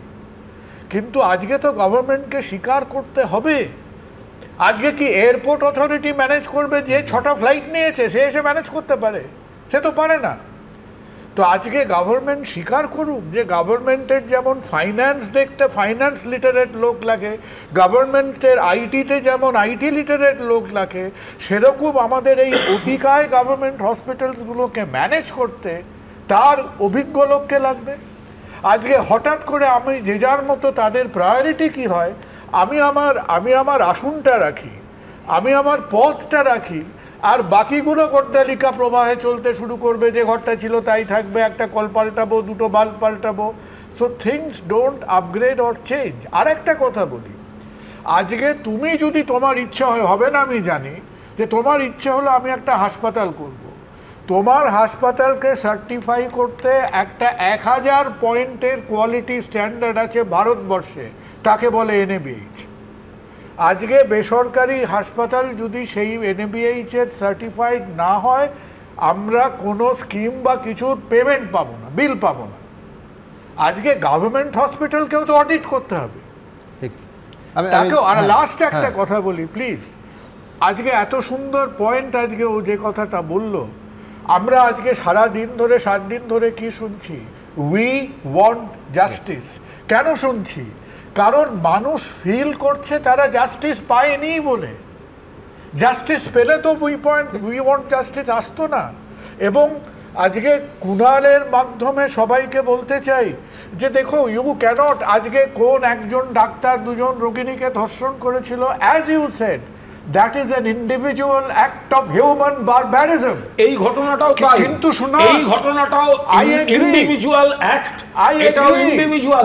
আপনি ওই ক্ষেত্রে আপনি সমষ্টিকে বলবেন না, আর এই ক্ষেত্রে আপনি বলবেন গোটাটা, এটা হতে পারে না। আমি সেটা বলছি না। আরেকটা বিষয় সুমন, আমি খেলার দৃশ্যগুলো দেখেছি, সাধারণ মানুষের, দাদা এক মিনিট, সাধারণ মানুষের আবেগ, প্রতিবাদ, ওনার প্রতিবাদ, আমি একমত, কিন্তু ওখানে কিছু কিছু স্লোগান ছিল যেটা সক্রিয় রাজনৈতিক কর্মী ছাড়া ওই স্লোগান সাধারণ মানুষের মুখে বেরোয় না। আমি যদি এখানে একমত হই তাহলে প্রশ্ন আসে কুণাল দা, কোন সক্রিয় রাজনৈতিক কর্মী যদি রাস্তায় দাঁড়িয়ে স্লোগান দেয় মুখ্যমন্ত্রী পদত্যাগ চাই, তাহলে কি তাকে পুলিশ লাঠিপেটা করবে? কেন করবে? এইটাই প্রশ্ন আসে। আমি প্রশ্নটাকে আরেকটু বাড়িয়ে দিই, সেটা হচ্ছে এক সেকেন্ড, আমার প্রশ্নটা খুব পরিষ্কার, সেটা হচ্ছে আমি ধরে নিচ্ছি এর ভেতর বিরোধী রাজনৈতিক দল ঢুকে পড়েছিল, আমি যদি ধরে নিই, আমি বলছি যে সেই সুযোগটা তারা পেল কি করে? আমি বলছি কিছু মানুষ তারা উই ওয়ান্ট জাস্টিস মানে প্ল্যাকার্ড নিয়ে যদি স্টেডিয়ামে থাকতো, সেটা কি মহাভারত অশুদ্ধ করতো? আমি আবার বলছি যে আমি 6টা না 7টা বিশ্বকাপ কভার করেছি, অলিম্পিক্স, আমি বলছি কোথাও এরকম একটা বিশ্বকাপের অনুষ্ঠান আমি দেখিনি ওয়ার্ল্ড কাপ ফুটবলে যেখানে সামনে তুল ধুমাধুম মানে জল কামান রাবার বুলেট ফায়ার করতে হয়নি। আমি বলছি বড় অনুষ্ঠানে এটা স্বাভাবিক, আর এখানে তো পুলিশও বলছে না যে বিরাট 300 লোক এসে গোলমাল করতে পারত। তাহলে আমার প্রশ্ন যে এই শুধুমাত্র বিচার চাইছে বলে কেন একটা ডার্বি ম্যাচ বাতিল হবে? এবং বিমলদা ঘটনাচক্রে আমি আসছি, ঘটনাচক্রে এই প্রশ্ন শুধু আমার নয়, আমার স্টুডিওতে আমার সঙ্গে যিনি বসে আছেন কুণাল ঘোষও এই প্রশ্ন করেছে। আমি প্রথম দেখলাম পার্টির মুখপাত্র বলছেন সরকারের সিদ্ধান্ত ভুল ছিল। আমি বলছি খুব ছোট কথা নয়, কিন্তু পার্টির মুখপাত্র বলছেন সরকারের সিদ্ধান্ত ভুল ছিল। দেখুন, একটা বড় ঘটনা ঘটেছে, মানুষের ইমোশন আছে, ন্যায় বিচার থাকতো তো কোথায়? রাস্তায় আছে, এতে আছে, ওতে আছে, মাঠে থাকলে কি এসে গেল? কিন্তু ডার্বি স্থগিত হওয়া এটা কোনো মতে সমর্থনযোগ্য নয়, এটা ভুল সিদ্ধান্ত। এটা পুলিশ দেয়া যাবে না, পুলিশ আমাদের অন্য জায়গা থেকে তুলে এনেও কাল চ্যালেঞ্জ নিয়ে ডার্বিতে করানো উচিত ছিল। আমরা বলবো ব্যর্থ করো, আবার আমরা নিজেই বড় ম্যাচ বন্ধ করব, এ দুটো কী করে একসঙ্গে হবে? আমরাই বলবো ব্যর্থ করো, সব চালু রাখো, আর আমরাই বলবো যে বড় ডার্বি বন্ধ করো, এ দুটো কী করে একসঙ্গে হতে? কুণালদা, এরপরে একটাই প্রশ্ন থাকে যে পুলিশ অডিও টেপ দুটো শুনিয়েছে, যে সেই অডিও টেপে কে পেট্রোল বোমা বাঁধবে বলেছে, কে বলেছে যে লোকজন নিয়ে যাব। আমি বলছি যে পুলিশের প্রিভেন্টিভ অ্যারেস্ট কোথায় গেল? আমি পুলিশ যদি ইন্টারসেপ্ট করে দুটো টেলিফোনিক কনভারসেশন, মানে আমি বলছি যে আমি পুলিশ না ধরে প্রেস কনফারেন্স করে খেলা বাতিল করে দেবে? অ্যারেস্ট করেছে। আমরা যেমন মনে করি যখন প্রথম ডিসিশনটা শোনা হলো যে খেলাটা হওয়া উচিত ছিল, এরপর পুলিশের সঙ্গে যোগাযোগ হয় অন্যান্য, যে এমন কিছু প্লট হচ্ছে, এমন একটা গন্ডগোল হলে ওই মবে রাস্তাতেই, মাঠ অব্দি দরকার নেই, প্ল্যাকার্ড নয়, একটা কেলেঙ্কারি হবে, সাধারণ মানুষ হতাহত হওয়ার সম্ভাবনা আছে, পুলিশ অ্যারেস্ট শুরু করছে। এবার সেই জায়গায় দাঁড়িয়ে প্রশাসন ওই ঝুঁকিটা না নিয়ে এই সেন্সিটিভ সময় তখন খেলাটা বাতিল করে। দাদা, এইখানে আমার প্রশ্ন যে আমি কোনটাকে ঝুঁকি বলবো? আমি মহিলাদের, একজন মহিলার ওপরে এই মারাত্মক বর্বরচিত কাজ হয়েছে, আমি মহিলাদের বলছি নাইট শিফট করো না, আমি সমানাধিকারের কথা বলতে পারি না, আমি ধরে নিচ্ছি না, ঝুঁকি নেব না। আমি বলছি তাহলে আমি ধরে নেব যে বাকি রাতে যারা কাজ করেন, বাকি যারা আছেন সেই পুরুষরা সমস্ত নেকড়েবাগের মতো। আমি বলছি যে কিন্তু জাতীয় স্তরের একটা নীতি, কিন্তু কোনটা বিভিন্ন ক্ষেত্রে, হ্যাঁ আমি বলছি ম্যাচ বাতিলটা কোনোভাবে জাস্টিস করা যায় না। আমি আবার বলছি যে মানে এর আগে নিরাপত্তা দেওয়ার কাজ হচ্ছে প্রশাসন এবং পুলিশের। আমি বলছি এই পশ্চিমবঙ্গ সরকার যে বিরাট তালিকা করেছে, আমি সবটার সঙ্গে একমত, দুটো অংশ ছাড়া। একটা হচ্ছে যে আমি বলছি নাইট ডিউটি করলে দুজন করে থাকুন, আমি বলছি ওয়াই? আমার প্রশাসন এবং পুলিশ এবং সরকার আমায় নিরাপত্তা দেবে, আমি নয়তো মধ্যযুগে মেয়েদের পর্দানসীন করে রাখতে পারি নাকি? বলতে দিতেই হবে, এখানে মুশকিলটা ঝুঁকি আছে, আমি ক্যান্সেল করে দিচ্ছি, এইটা নীতি হয়ে যাচ্ছে। কুণাল যে বলছেন ওই নোটিশটার কথা, মুশকিলটা হচ্ছে আমি ডাক্তারদের নাইট ডিউটিটা কম দিতে বলছি যে নোটিশে, সেই নোটিশেই বলা হচ্ছে রাত্রিবেলা পুরুষ এবং মহিলা সিকিউরিটি কর্মী সমসংখ্যক রাখতে হবে। অর্থাৎ আমি কি তাহলে এইটা ধরে নেব যে ডাক্তাররা একটুখানি উঁচু স্তরে রয়েছেন বলে মহিলা ডাক্তাররা ওই সময় বাড়িতে থাকবেন, আর যে মহিলা সিকিউরিটি কর্মী আর তাকে তো আপনি বলছেন সমসংখ্যক সিকিউরিটি কর্মী দিয়ে তাকে আপনি কাজে পাঠাচ্ছেন, তিনি গরিব মানুষ বলে। শেষ করি। দ্বিতীয় কথা হচ্ছে কুণাল, একটা মুশকিল হচ্ছে কি, সল্টলেক স্টেডিয়াম নিয়ে যে কতগুলো আনক্লেমড অডিও টেপ পুলিশ শোনালো আমাদেরকে সেইগুলো বিশ্বাস করতে হবে, কিন্তু আরজি করার ঘটনা নিয়ে যে অডিও টেপগুলো ঘুরছে সেইগুলো না আমরা বিশ্বাস করতে পারবো না। অডিও টেপগুলো কারা মিথ্যে বানিয়ে ছেড়ে দিল বাজারে, পুলিশের ইনভেস্টিগেশন করবে। এইটা কি হচ্ছে? দুটো অডিও টেপ পেয়ে পুলিশ যদি ম্যাচ ক্যান্সেল করে, আমি বলছি যে পুলিশ কালকে যুবভারতীর সামনে ছিল তাতে ফ্রান্স আর স্পেনের ম্যাচ হয়ে যায়, আমি বলছি কোথায় ছিল তারা? শুনেছিলাম আরজিকর কাণ্ডে নাকি কিছু রগরগে ভিডিও বাজারে ছেড়ে দেওয়া হয়েছিল। ওনারা তো কোনো রগরগে ভিডিও বাজারে ছাড়েননি, ওনাদের তো অতি সাধারণ কিছু কথা বলা হয়েছিল, জাস্টিস চেয়েছিলেন, তা পুলিশ ডেকে পাঠালো কেন? রগরগে ভিডিও যারা ছেড়েছে তাদের আমি দ্বিতীয় কথা বলবো, ওনারা জাস্টিস চেয়েছেন জন্য ডাকেনি, আপনি জোর করে বলিনি, আপনি বুঝতে ভুল করেছেন। ওনারা জাস্টিস চেয়েছেন তারপর ডেকেছে কেন? না উড়িষ্যাতে এই ধরনের ঘটনা ঘটেছে, উড়িষ্যাতে এই ধরনের ঘটনা ঘটেছে, অন্যায় হয়েছে, পুলিশ অ্যাকশন নিয়েছে, দলে দলে মানুষ রাস্তায় নামেনি। পশ্চিমবাংলায় কেন নেমেছে? কারণ এই শাসক দল রেপটাকে একটা পলিটিক্যাল স্ট্র্যাটেজি হিসেবে নিয়েছে। 2021 সালে পূর্ব মেদিনীপুরে 60 বছরের একজন মহিলা রেপ করেছিল, এই করেছিল, বললে অনেক কথা বলতে হয়, তার নাতির বয়সী লোকেরা গিয়ে রেপ করেছিল। এদের লজ্জা লাগে না তাদের পক্ষে কথা বলে? রেপিস্টদের পক্ষে এখানে এত বড় সাহস হচ্ছে,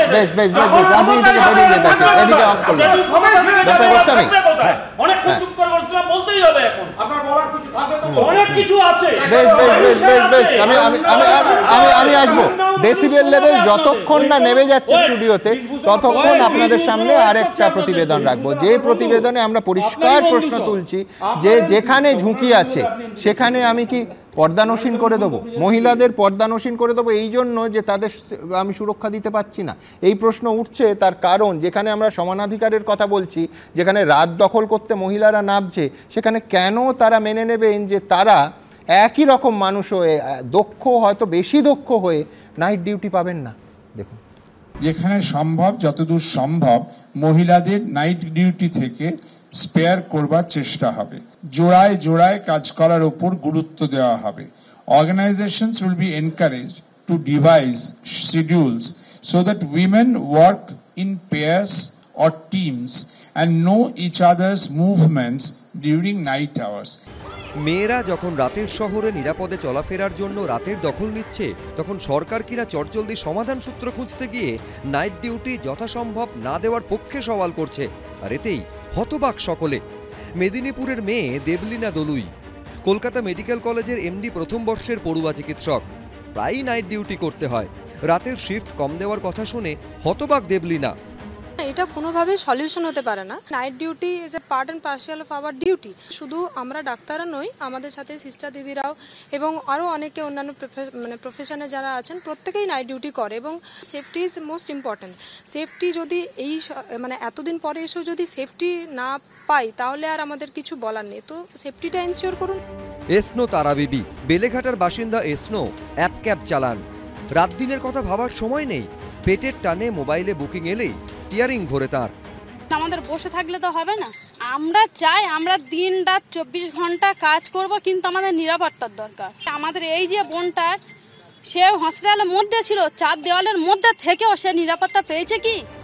ঢাকুরিয়ার বাসিন্দা সারিন্দা মুখোপাধ্যায় 5 বছর ধরে টিসিএসে কর্মরত। ঢাকুরিয়ার বাড়ি থেকে নিউ টাউনের অফিস, কখনো ফিরতে রাত হয়, কখনো রাতে ডিউটিও করতে হয়। রীতিমতো গভর্নমেন্টের ফেলিয়ার, তার জন্য আমাদেরকে কোপে ফেলা হচ্ছে। আমার মনে হয় না এটা কোনো সলিউশন হতে পারে। আপনি আপনার কাজটা ঠিক করে করুন, আমাদেরকে আমাদের মতন গ্রো করতে দিন, জেন্ডার ইকুয়ালিটিটা আনুন, এটা কখনোই কোনো সলিউশন হতে পারে না। ছেলে হোক কিংবা মেয়ে, যখন খুশি বেরোবে, যেখানে খুশি যাবে, তাদের নিরাপত্তা সুনিশ্চিত করবে প্রশাসন, এটাই তো স্বাভাবিক নিয়ম। তার পরিবর্তে রাতে মেয়েদের ঘরে ঢুকিয়ে রাখা কি কোনো সমাধান সূত্র হতে পারে নাকি? প্রশ্ন সকলেরই। এটা একটা কথা হলো, রাত্রে যদি রোগী আসে সেরকম ধরনের কোনো এমার্জেন্সি কেস আসে, ডাক্তার হিসেবে সে তার নিজের ডিউটি ফেল করবে? আমি একেবারেই সেটা মনে করি না। নাইট ডিউটি কেন করবে না? আগুনের কাছে যেও না, হাত পুড়ে যাবে, এটা বাচ্চাকে শেখাতে হয়। তার মানে তুমি রাত্রিবেলা বেরিয়েও না, তোমার বিপদ হবে না, একটা কথা। মেয়েদের নাইট ডিউটি না দেওয়ার একটা প্রশ্ন আছে। এখানেই যদি আমরা চলে যাই তাহলে 14 তারিখ রাত দখল করার ডাক দিয়ে কি লাভ হলো? মেয়েরা মহাকাশে থাকে, মেয়েরা জলের তলায় যায়, কিন্তু বাংলায় মেয়েরা রাতে ডিউটি করলেই সমস্যা। কৃষ্ণেন্দু অধিকারী, অতসী মুখোপাধ্যায় রিপোর্ট, এবিপি আনন্দ। দেখুন, এই অনেকটা ওই জুতা আবিষ্কারের মতো। আমি চামড়া দিয়ে আমার পাটা না ঢেকে পৃথিবীটাকে চামড়া দিয়ে ঢাকার চেষ্টা করছি। আমি বলছি যে অভিজিৎদা জানেন, ডাক্তারবাবুরা আরও ভালো বলতে পারবেন যে রাতের ডিউটিতে কতজন মহিলা ডাক্তার আমাদের এই রাজ্যের স্বাস্থ্য পরিকাঠামো টিকিয়ে রাখেন। তারা কেউ নাইট ডিউটি তাদের দেওয়া যাবে না, অথবা জোট বেঁধে দিতে হবে। খুব বেসিক ব্যাপার আছে, তোমার ইনটেক লেভেলে যখন তুমি ডাক্তারিতে স্টুডেন্ট ভর্তি করছো, সেই লেভেলে চিন্তা করবে যে 55%-এর ওপর এখন মহিলা। আর যখন তুমি হাউস স্টাফ ইন্টার্নশিপ করছো, সেই ওয়ার্কফোর্সের তো প্রায় 50% এখন মেয়েরা। একদম। এবং তুমি তার মানে কি, তোমাকে তো নাম্বার অফ ডাক্তার ডাবল করতে হবে। একদম। এবং অন্য সেক্টর, আমি বলছি কল সেন্টার, বিজনেস চলছে অন্তত 50% মহিলার ওপর। আমি বলছি অর্থাৎ মোক্ষা, মানে তোমার কল টাইম রাতে থাকলে সেটা তোমায় ছেড়ে দিতে হবে, হয় কোনো পুরুষ আয়ুষ্মান খুরানার মতো সেজে করবেন, নয়তো তোমার কাজ আরেক দফা কাজ হারাবে। এটাই তো বক্তব্য, যেখানে আমাদের সিএম একজন মহিলা, আমরা এটা তো উল্টে যাওয়া উচিত ছিল। We should have been the, যেখানে আমি বাইরে যখনই যাই, ও আপ দিদি কে আদমি হো, দিদি কে আদমি হো, ऐसा है। তো এটা তো আমাদের উল্টে যাওয়ার কথা ছিল। এটাই আমাদের বক্তব্য। আর আরেকটা কথা, গ্যাং রেপ, এই রেপ আর গ্যাং রেপ নিয়ে যে এখন আবার একটা নতুন চ্যাপ্টার, প্রত্যেক দিন একটা নতুন চ্যাপ্টার করে হচ্ছে, তাহলে কি আমরা রেপিস্টদের আরও ইন্ডালজ করছি না যে নেক্সট টাইম আপনারা গ্যাং রেপটা করতে আসবেন, এটা মাথায় রেখে কতটা এমএল পাওয়া যাবে, তো সেটাকে আপনারা ম্যানিপুলেট করতে পারবেন। এইটা আমার বক্তব্য। এটা যদি রেপও হয়, কি গ্যাং রেপ নাও হয়, তাও আমরা এটা নিয়ে ঝগড়া করবো নাকি আমরা will come to a conclusion and we want, যদি সরকারের কাছে ক্লু না থাকে, leave it to the public. We want capital punishment as a individual citizen of India, ভোটাধিকার, এটা আমার বক্তব্য টুয়ার্ডস দ্য গভর্নমেন্ট। আমি অভিজিৎদার কাছে আসবো। অভিজিৎদা, এই মুহূর্তে এই সমস্যা যেখানে দাঁড়িয়ে আছে, সলিউশন কি? আশু সলিউশন কোথায় পাবো? সলিউশন আমার বারবার প্রতিদিন মনে হচ্ছে যে অনেক সময় চলে যাচ্ছে, এই মুহূর্তে একজন অপরাধী, আরও একজন অপরাধী, যাকে অপরাধী বলে মনে করা হচ্ছে, সে যেন ধরা পড়ে। কারণ আমরা সবাই ছটফট করছি, হাসপাতালে এসে প্রতিদিন মানুষেরা কষ্ট পাচ্ছে, ডাক্তাররা চাইছে না সেটা, ডাক্তাররা চাইছে কাজে ফিরে যেতে। কিন্তু কাজে ফেরার মতন যে আমরা যে একটা অদ্ভুত রকমের অবিচারের পারসেপশন এবং ঘটনার মধ্যে দিয়ে গেছি, সেই জায়গাটার যদি কোনো সুরাহা না হয়, অর্থাৎ কিনা যে জন্য সবাই জাস্টিসের কথা বলছেন, এখন আপনি যদি অবজেক্টিভলি জাস্টিসটা কি ডিফাইন করতে বলেন, এক্স্যাক্টলি তো বলা যাবে না। কিন্তু ওই যে বারবার বললাম যে বারবার অনেকগুলো ভুলের মধ্যে দিয়ে গত কয়েকদিন আমরা গেছি, সেই ভুলের জায়গাগুলো যদি কোথাও কারেকশনের জন্য সদর্থক কোনো পদক্ষেপ হয়, সেটা সিবিআই বেশ কয়েকজনকে অ্যারেস্ট করুক, সেটা যেভাবেই হোক আমাদের সামনে উঠে আসুক, আমরা সিবিআই এর কাছেও আশা করব যে আরো প্রোঅ্যাক্টিভ স্টেপ তারা নিয়ে। ডক্টর চৌধুরী, এই যে এখন সিবিআই এর হাতে আছে, তাহলে এখন কি ডাক্তারবাবুরা কর্মবিরতিটা তুলে নিতে পারেন না? কুণালবাবু, আমি মাথা ঠান্ডা করে একটা জিনিস আমরা একটু বুঝি, এই যে একটা ভয়েড হচ্ছে, একটা ফিলিং হচ্ছে, একটা বিক্ষোভ হচ্ছে, দেখো আমরা তো তার সঙ্গে তর্ক করতে পারি না। আজকে মানুষের যে আমাদের পদক্ষেপগুলোর মধ্যেও কিছু বদলির অর্ডার তো সঙ্গে সঙ্গে স্থগিত করে দেওয়া হয়েছে। বদলি নয়, এই যে ওদের আজকে ডেকে পাঠানো হয়েছে, ওদের আজকে ডেকে পাঠানো হয়েছে, এটার মধ্যেও তো দমনপীড়নের অ্যাপ্রোচ আছে। আজকে যেটা কমিশনার অফ পুলিশকেও বলেছি আমি এবং কুণালদা, কমিশনার আমাদের কাছে হেল্প চাইলেন, বললেন যে আপনার নর্মালসি রেস্টোর করার জন্য আপনাদের হেল্প দরকার। প্রথম কথা তো আমরা বললাম যে হেল্প চাইতে হলে আপনাকে অ্যাপিল করতে হবে, সামন পাঠানোর দরকার ছিল না, সামন পাঠিয়ে ঘেঁটি ধরে নিয়ে এলেন এই তোর হেল্প চাই বলে, এটা হয় না। দ্বিতীয়ত যেটা হচ্ছে যে আমরা বললাম যেটা যে দেখুন, আপনি মুভমেন্ট যদি হচ্ছে যে মনে করেন যে থামানোর জন্য আমাদের হেল্প লাগবে, উই আর ভেরি সরি, কিন্তু আপনি যদি সত্যি মনে করেন শহরটাকে অপরাধহীন করবেন, তাহলে আমরা সঙ্গে আছি, তাহলে আমরা আপনাদেরকে অনেকগুলো প্রস্তাব দেবো। সরকারকেও ঠিক একই কথা, এই রাত্রিরের সাথে অ্যাপ এসব কসমেটিক চেঞ্জে কী হবে? আপনি অপরাধীদের নাইট শিফট, ডে শিফট দুটোই বন্ধ করুন, সবাই ঘুরে বেড়াবে নিশ্চিন্তে, কটা মেয়ে জোড়ায় ঘুরে বেড়াবে না ইত্যাদি ঘুরে বেড়াবে সরকারকে চিন্তা করতেই হবে না।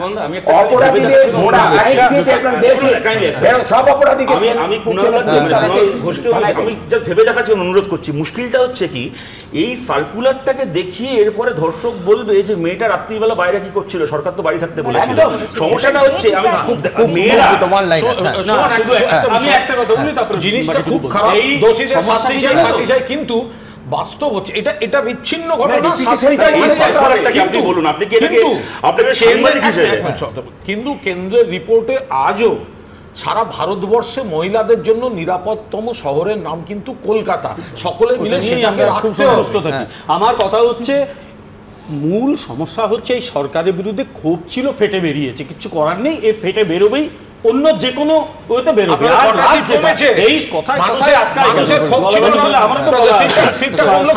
আমিও মাস্টারি করেছি। আমার কথা হচ্ছে যে এই সরকার কিরকম ব্যুরোক্রেসি বেসড হয়ে গেছে, যেখানে পলিটিক্যাল লিডারশিপের এগিয়ে আসা উচিত ছিল, পুলিশকে দিয়ে বলা হচ্ছে আমাদের সঙ্গে সহযোগিতা করুন। পলিটিক্যাল লিডারশিপ লুকিয়ে পড়েছে, লুকিয়ে পড়তে হবে, কারণ আমি বলছি যে পলিটিক্যাল উইলের কথা হচ্ছে। আমার এখানে একটা পরিষ্কার প্রশ্ন আছে যে সমস্ত পলিটিক্যাল উইল কি একেবারে সমস্যা মেটানোর আগ্রহে সামনে আসছেন? রাজ্যের ক্যাবিনেট মন্ত্রী, আমি বলছি, আমি তো দেখলাম, ওই জন্য বুঝতে পারছেন 3 জন ডাক্তারবাবুকে এনেছি, কারণ রাজ্যের উত্তরবঙ্গ উন্নয়ন মন্ত্রী বলছেন আঙুল তুলে প্রশ্ন করা যাবে না। আমি তো আমার গোটা কেরিয়ারে শুধু আঙুল তুলেই প্রশ্ন করেছি। আমি বলছি আসুন আমার আঙুল ভাঙুন ডাক্তারবাবুরা, আমি জানি না ধর্মঘট আছে, তাও নিশ্চয়ই প্লাস্টার করে দেবেন। আমি বলছি এই যদি আমার অ্যাপ্রোচ হয় যে আমি আঙুল ভেঙে দেবো, আমি বলছি তারপর সমাধান সূত্র কি সত্যি পাওয়া যাবে? আমি আবার বলছি, আমরা প্রত্যেকে চাই সমস্যার সমাধান হোক, মেয়েরা সুরক্ষিত থাকুক এবং চিকিৎসা স্বাভাবিক হোক। দেখুন আঙুল ভাঙার চিৎকার। যারা জিন্স পরেন, যারা বয়কট চুল সেলুনে গিয়ে করেন বা চুল স্ট্রেট করেন, তারা কেউ মদের বিরুদ্ধে আন্দোলন করেন না, তারা কেউ আইপিএল এর বিরুদ্ধে আন্দোলন করেন না, তারা কেউ লটারি টিকিটের বিরুদ্ধে আন্দোলন করেন না। কারণ শহরের মানুষ তারা মদ খান না, তারা ড্রিঙ্ক করেন।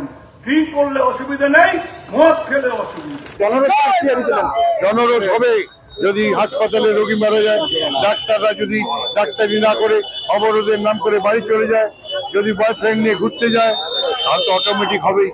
রোগী যদি বিনা চিকিৎসায় হাসপাতালে মারা যায়, তাহলে মানুষ কি ছেড়ে দেবে গ্রামের মানুষ?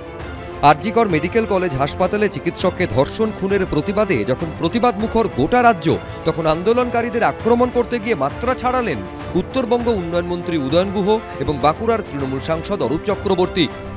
হাসিনাকে দেখে তোমাদের মুখে যদি হাসি ফোটে, সেই হাসি কি করে বন্ধ করে দিতে হয় তৃণমূলের নেতা কর্মীরা সেটা জানে। যদি অরাজকতা সৃষ্টি করতে চাও, যদি নৈরাজ্য সৃষ্টি করতে চাও, রাস্তায় নেমে তাকে প্রতিহত করবার রাস্তা আমাদের জানা আছে।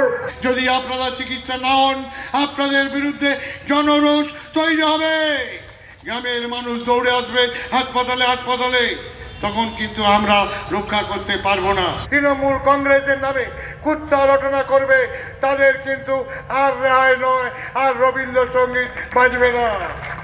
এবার আপনাদের বুঝে নিতে হবে। সেটাই করবে ওরা, এটাই করবে, তাতে বাংলার মানুষের অসুবিধা হবে, ডাক্তারদের কিছু হবে না।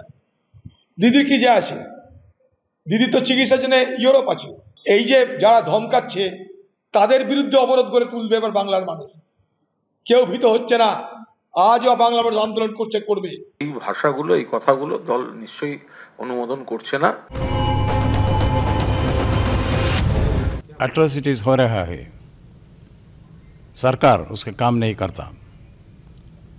लोगों के मन में ऐसा संदेह है, who is the cop, who is the thief. ऐसी हालत में एक सोसाइटी प्रॉस्पर नहीं होगा। ज़रूर इसका आंसर मिलना है, ये सिचुएशन बदलना है, ज़रूर ऐसा होगा। There will be change, there will be justice. Calcutta high court ने पूछा है, इसी स्पिरिट में मैं भी पूछता हूँ। आपने बंगाल गवर्नमेंट के बारे में कहा, बंगाल में गवर्नमेंट है? सवाल ये है, ऐसे गवर्नमेंट है तो लोगों को प्रोटेक्शन देना है, प्रोटेक्शन नहीं देता है, प्रोटेक्शन नहीं मिलता है। आरजीकर में क्या हुआ, ऐसी हालत कोई गवर्नमेंट के नीचे होगा। সব মিলিয়ে বিতর্ক তুঙ্গে। পূর্ণেন্দু সিংহ, শুভেন্দু ভট্টাচার্য, দীপক ঘোষ, এবিপি আনন্দ। আবার বলছি, আঙুল উঠবে এবং আঙুল উঠেই প্রশ্ন করবে, পারলে আঙুল ভাঙুন। আমি এখান থেকে দেখাবো যে যারা ভাবছেন যে শুধুমাত্র ডাক্তারবাবুরা রাস্তায় নেমেছিলেন, সেটা ঠিক নয়। তার কারণ আজকে কলকাতা হাইকোর্টের আইনজীবীরা আজ একটা বিশাল মিছিল করেন, সুবিচার চেয়ে রাস্তায় হাঁটলেন। আমি দেখলাম তিনজন এ রাজ্যের প্রাক্তন অ্যাডভোকেট জেনারেল অনিন্দ্য মিত্র, জয়ন্ত মিত্র এবং সৌমেন্দ্রনাথ মুখোপাধ্যায়, মানে গোপাল মুখোপাধ্যায়, তারাও হাঁটছেন সেই মিছিলে সুবিচারের দাবিতে। দেখুন। আরজিকর মেডিকেল কলেজে তরুণী চিকিৎসককে খুন ধর্ষণের প্রতিবাদে সোমবার পথে নামলেন আইনজীবীরা। প্রতিদিন বিচারের জন্য এজলাসে সওয়াল করেন যারা, তারাই বিচার চেয়ে নামলেন পথে।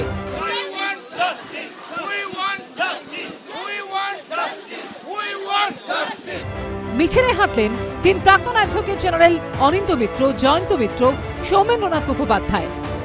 এই যে ঘটনা আরজিকর মেডিকেল কলেজে ঘটেছে, কোনো সভ্য দেশে যে ঘটনা ঘটে না। এবং পশ্চিমবাংলা এক সময় যেটা ছিল সাংস্কৃতিক এবং সভ্যতার একটা জায়গা, সেই জায়গায় আজকে দাঁড়িয়ে আমরা দেখতে পাচ্ছি এই ঘটনা ঘটছে। এটা একটা, it is a crying shame for the entire Bengali community. Security at work place এটা খুবই ইম্পর্ট্যান্ট ব্যাপার, আর তাও একটা গভর্নমেন্ট ইনস্টিটিউশনে। প্রসিডিয়ার্সগুলো সব থাকতো, কে এন্ট্রি পাবে, কখন এন্ট্রি পাবে, কি সিকিউরিটি অ্যারেঞ্জমেন্ট যদি ঠিক থাকতো, এটা কখনোই ঘটতো না। এই দিনের মিছিলে স্লোগান দিতে দেখা যায় আইনজীবী ও তৃণমূল সাংসদ কল্যাণ বন্দ্যোপাধ্যায়কে। সব রাস্তার একটাই স্বর, জাস্টিস ফর আরজিকর। সব মানুষের একটাই স্বর, জাস্টিস ফর আরজিকর। সব মানুষের একটাই স্বর, জাস্টিস ফর আরজিকর। একই সারিতে হাঁটতে দেখা যায় আইনজীবী ফিরদৌস শামীম, রিজু ঘোষাল ও তরুণ জ্যোতি তিওয়ারিকেও। Justice for RG Kar. তিনটি বারের একটি স্বর, জাস্টিস ফর আরজিকর। তিনটি বারের একটি স্বর, জাস্টিস ফর আরজিকর। কিন্তু মিছিল শেষ হতেই বচসায় জড়ান তৃণমূল সাংসদ কল্যাণ বন্দ্যোপাধ্যায় ও সিপিএম নেতা সায়ন বন্দ্যোপাধ্যায়। আমরা হাইকোর্টের স্টেটমেন্ট দিচ্ছি, যতই রাজনীতি করো কেন, সেই তো জামানত বাজেয়াপ্ত পাকিস্তান, একদম জামানত বাজেয়াপ্ত, জামানত বাজেয়াপ্ত। ওরাই তো আরজিকর ভেঙেছে, এরাই ভেঙেছে সিপিএম এর লোক। এদিকে আরজিকর মেডিকেল কলেজের ঘটনায় স্বতঃপ্রণোদিত মামলা শুরু করেছে সুপ্রিম কোর্ট। সুপ্রিম কোর্টের প্রধান বিচারপতির বেঞ্চে মঙ্গলবার এই মামলার শুনানি হবে। আরজিকর মেডিকেলে খুন ধর্ষণের ঘটনার প্রতিবাদে সোমবার মিছিল করেন আলিপুর কোর্টের আইনজীবীরাও। সৌভিক মজুমদারের রিপোর্ট, এবিপি আনন্দ, কলকাতা। ঊনবিংশ শতাব্দীর শেষ দিক, প্লেগ বিধ্বস্ত কলকাতায় মানুষের সেবা করে চলেছেন এক ডাক্তারবাবু। দিনরাত মারণ রোগের সঙ্গে লড়াই করে যাওয়া সেই মহান মানুষটা কিন্তু গরিব রোগীদের পথ্যের টাকাটাও দিয়ে দিতেন নিজের সামান্য মাইনে থেকে। সেই তিনি কয়েক বছর পর প্রতিষ্ঠা করলেন এশিয়ার প্রথম বেসরকারি মেডিকেল কলেজ। তিনি রাধা গোবিন্দ কর, আরজি কর। আজীবন লড়াকু সেই মানুষটার নামে আজ যে মেডিকেল কলেজ, সেখানে এখন শুরু হয়েছে এক নতুন লড়াই। হাজার হাজার মানুষ আজ নৃশংসতার বিরুদ্ধে সেই লড়াইতে সামিল। আর আজ সেই লড়াইতে রাজপথে পা মিলিয়েছেন তাঁর উত্তরসূরিরাও। কোথাও হয়তো সেই উত্তরসূরিদের প্রতিবাদে, ডাক্তারবাবুদের মিছিলে, লক্ষ লক্ষ মানুষের জমায়েতে সবার লক্ষ্যে পথ হাঁটছেন সেই ডক্টর রাধা গোবিন্দ করও। তাকে প্রণাম।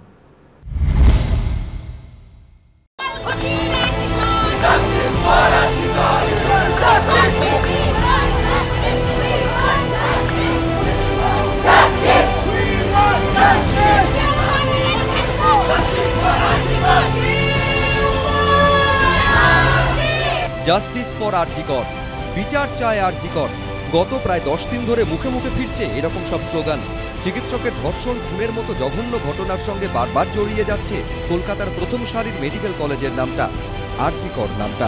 আর এতেই চূড়ান্ত গ্লানি বোধ করছেন বাংলার প্রবাদ প্রতিম চিকিৎসক আরজিকর অর্থাৎ রাধা গোবিন্দ করের পরিবার। ঘরে বসে থাকতে পারেননি তারা, প্রতিবাদে নেমেছেন পথে। ওই প্রতিষ্ঠানের সঙ্গে আমাদের নামটা জড়িয়ে রয়েছে, সেই কারণেই একটা খুবই আমরা দুঃখিত এই ব্যাপারে। এবং যেভাবে কলুষিত হলো নামটার সঙ্গে, সেটা খুবই নিন্দনীয়। আরজিকর হাসপাতাল যার নামে, সেই রাধা গোবিন্দ করকে বলা হয় বাংলায় চিকিৎসা শাস্ত্রে রেনেসা পুরুষ। কারণ যখন ইউরোপীয় চিকিৎসকেরা ভারতীয় রোগীদের কিছুটা অবজ্ঞা করতেন, তখন তিনি বুঝেছিলেন দেশের মানুষের চিকিৎসার জন্য প্রয়োজন আলাদা একটা মেডিকেল কলেজ ও হাসপাতাল। বিলেত থেকে ডাক্তারি পাশ করেও কার্যত ভিক্ষে করেছিলেন হাসপাতাল তৈরির জন্য। অবশেষে 1886 সালে শুরু হয় স্কুল, নাম হয় ক্যালকাটা স্কুল অফ মেডিসিন, যা পরে আরও কয়েকটি প্রতিষ্ঠানের সঙ্গে যুক্ত হয়। দেশ স্বাধীন হওয়ার পরের বছর মেডিকেল এডুকেশন সোসাইটি অফ বেঙ্গলের সাধারণ সভায় গৃহীত প্রস্তাব অনুযায়ী তার নাম রাখা হয় আরজিকর মেডিকেল কলেজ ও হাসপাতাল। সেই প্রতিষ্ঠানে আজ এক চিকিৎসকের সঙ্গে যে জঘন্য ঘটনা ঘটেছে, যে মর্মান্তিক পরিণতি হয়েছে, তা নাড়িয়ে দিয়েছে রাধা গোবিন্দ করের পরিবারকেও। হাওড়ার বেতরের বাড়িতে কর পরিবারের চতুর্থ প্রজন্মের বাস। পুরনো বাড়ি প্রায় ধ্বংসস্তূপে পরিণত হয়েছে। পরিবারের কৃতি চিকিৎসকের নামাঙ্কিত হাসপাতালের এই ঘটনা তাদের পারিবারিক মর্যাদা ক্ষুণ্ণ করেছে বলে দাবি করেছেন রাধা গোবিন্দ করের উত্তরসূরিরা। তাই চিকিৎসকের প্রতিবাদে গলা মেলাতে দুবার ভাবেননি তারা। একটা রাত্রির করব করে থেমে যাব, তাহলে তো হয়ে গেল শেষ। তো মানে আমরা থেমে যাওয়া মানে আমরা পেয়ে গেছি, রেজাল্ট পেয়ে গেছি, এবার চুপচাপ। তো সেই কারণেই আমরা থামছি না। ডাক্তাররাও যেটা ধর্মঘট ডেকেছে সেটাকেও অস্বীকার করা যায়। তাদের কলিগ যদি এই রকমভাবে নৃশংস হত্যা হয়, তাদেরও তো একটা প্রতিবাদ জানানোর ভাষা আছে, তারা সেইভাবে জানাচ্ছে। আরজিকর কাণ্ডে গোটা রাজ্য উত্তাল। সুবিচার না মেলা পর্যন্ত তারাও প্রতিবাদ জারি রাখবেন বলে জানিয়েছেন হাসপাতালের প্রতিষ্ঠাতা চিকিৎসক রাধা গোবিন্দ করের পরিবারের সদস্যরা। সুনীল হালদার, এবিপি আনন্দ, হাওড়া।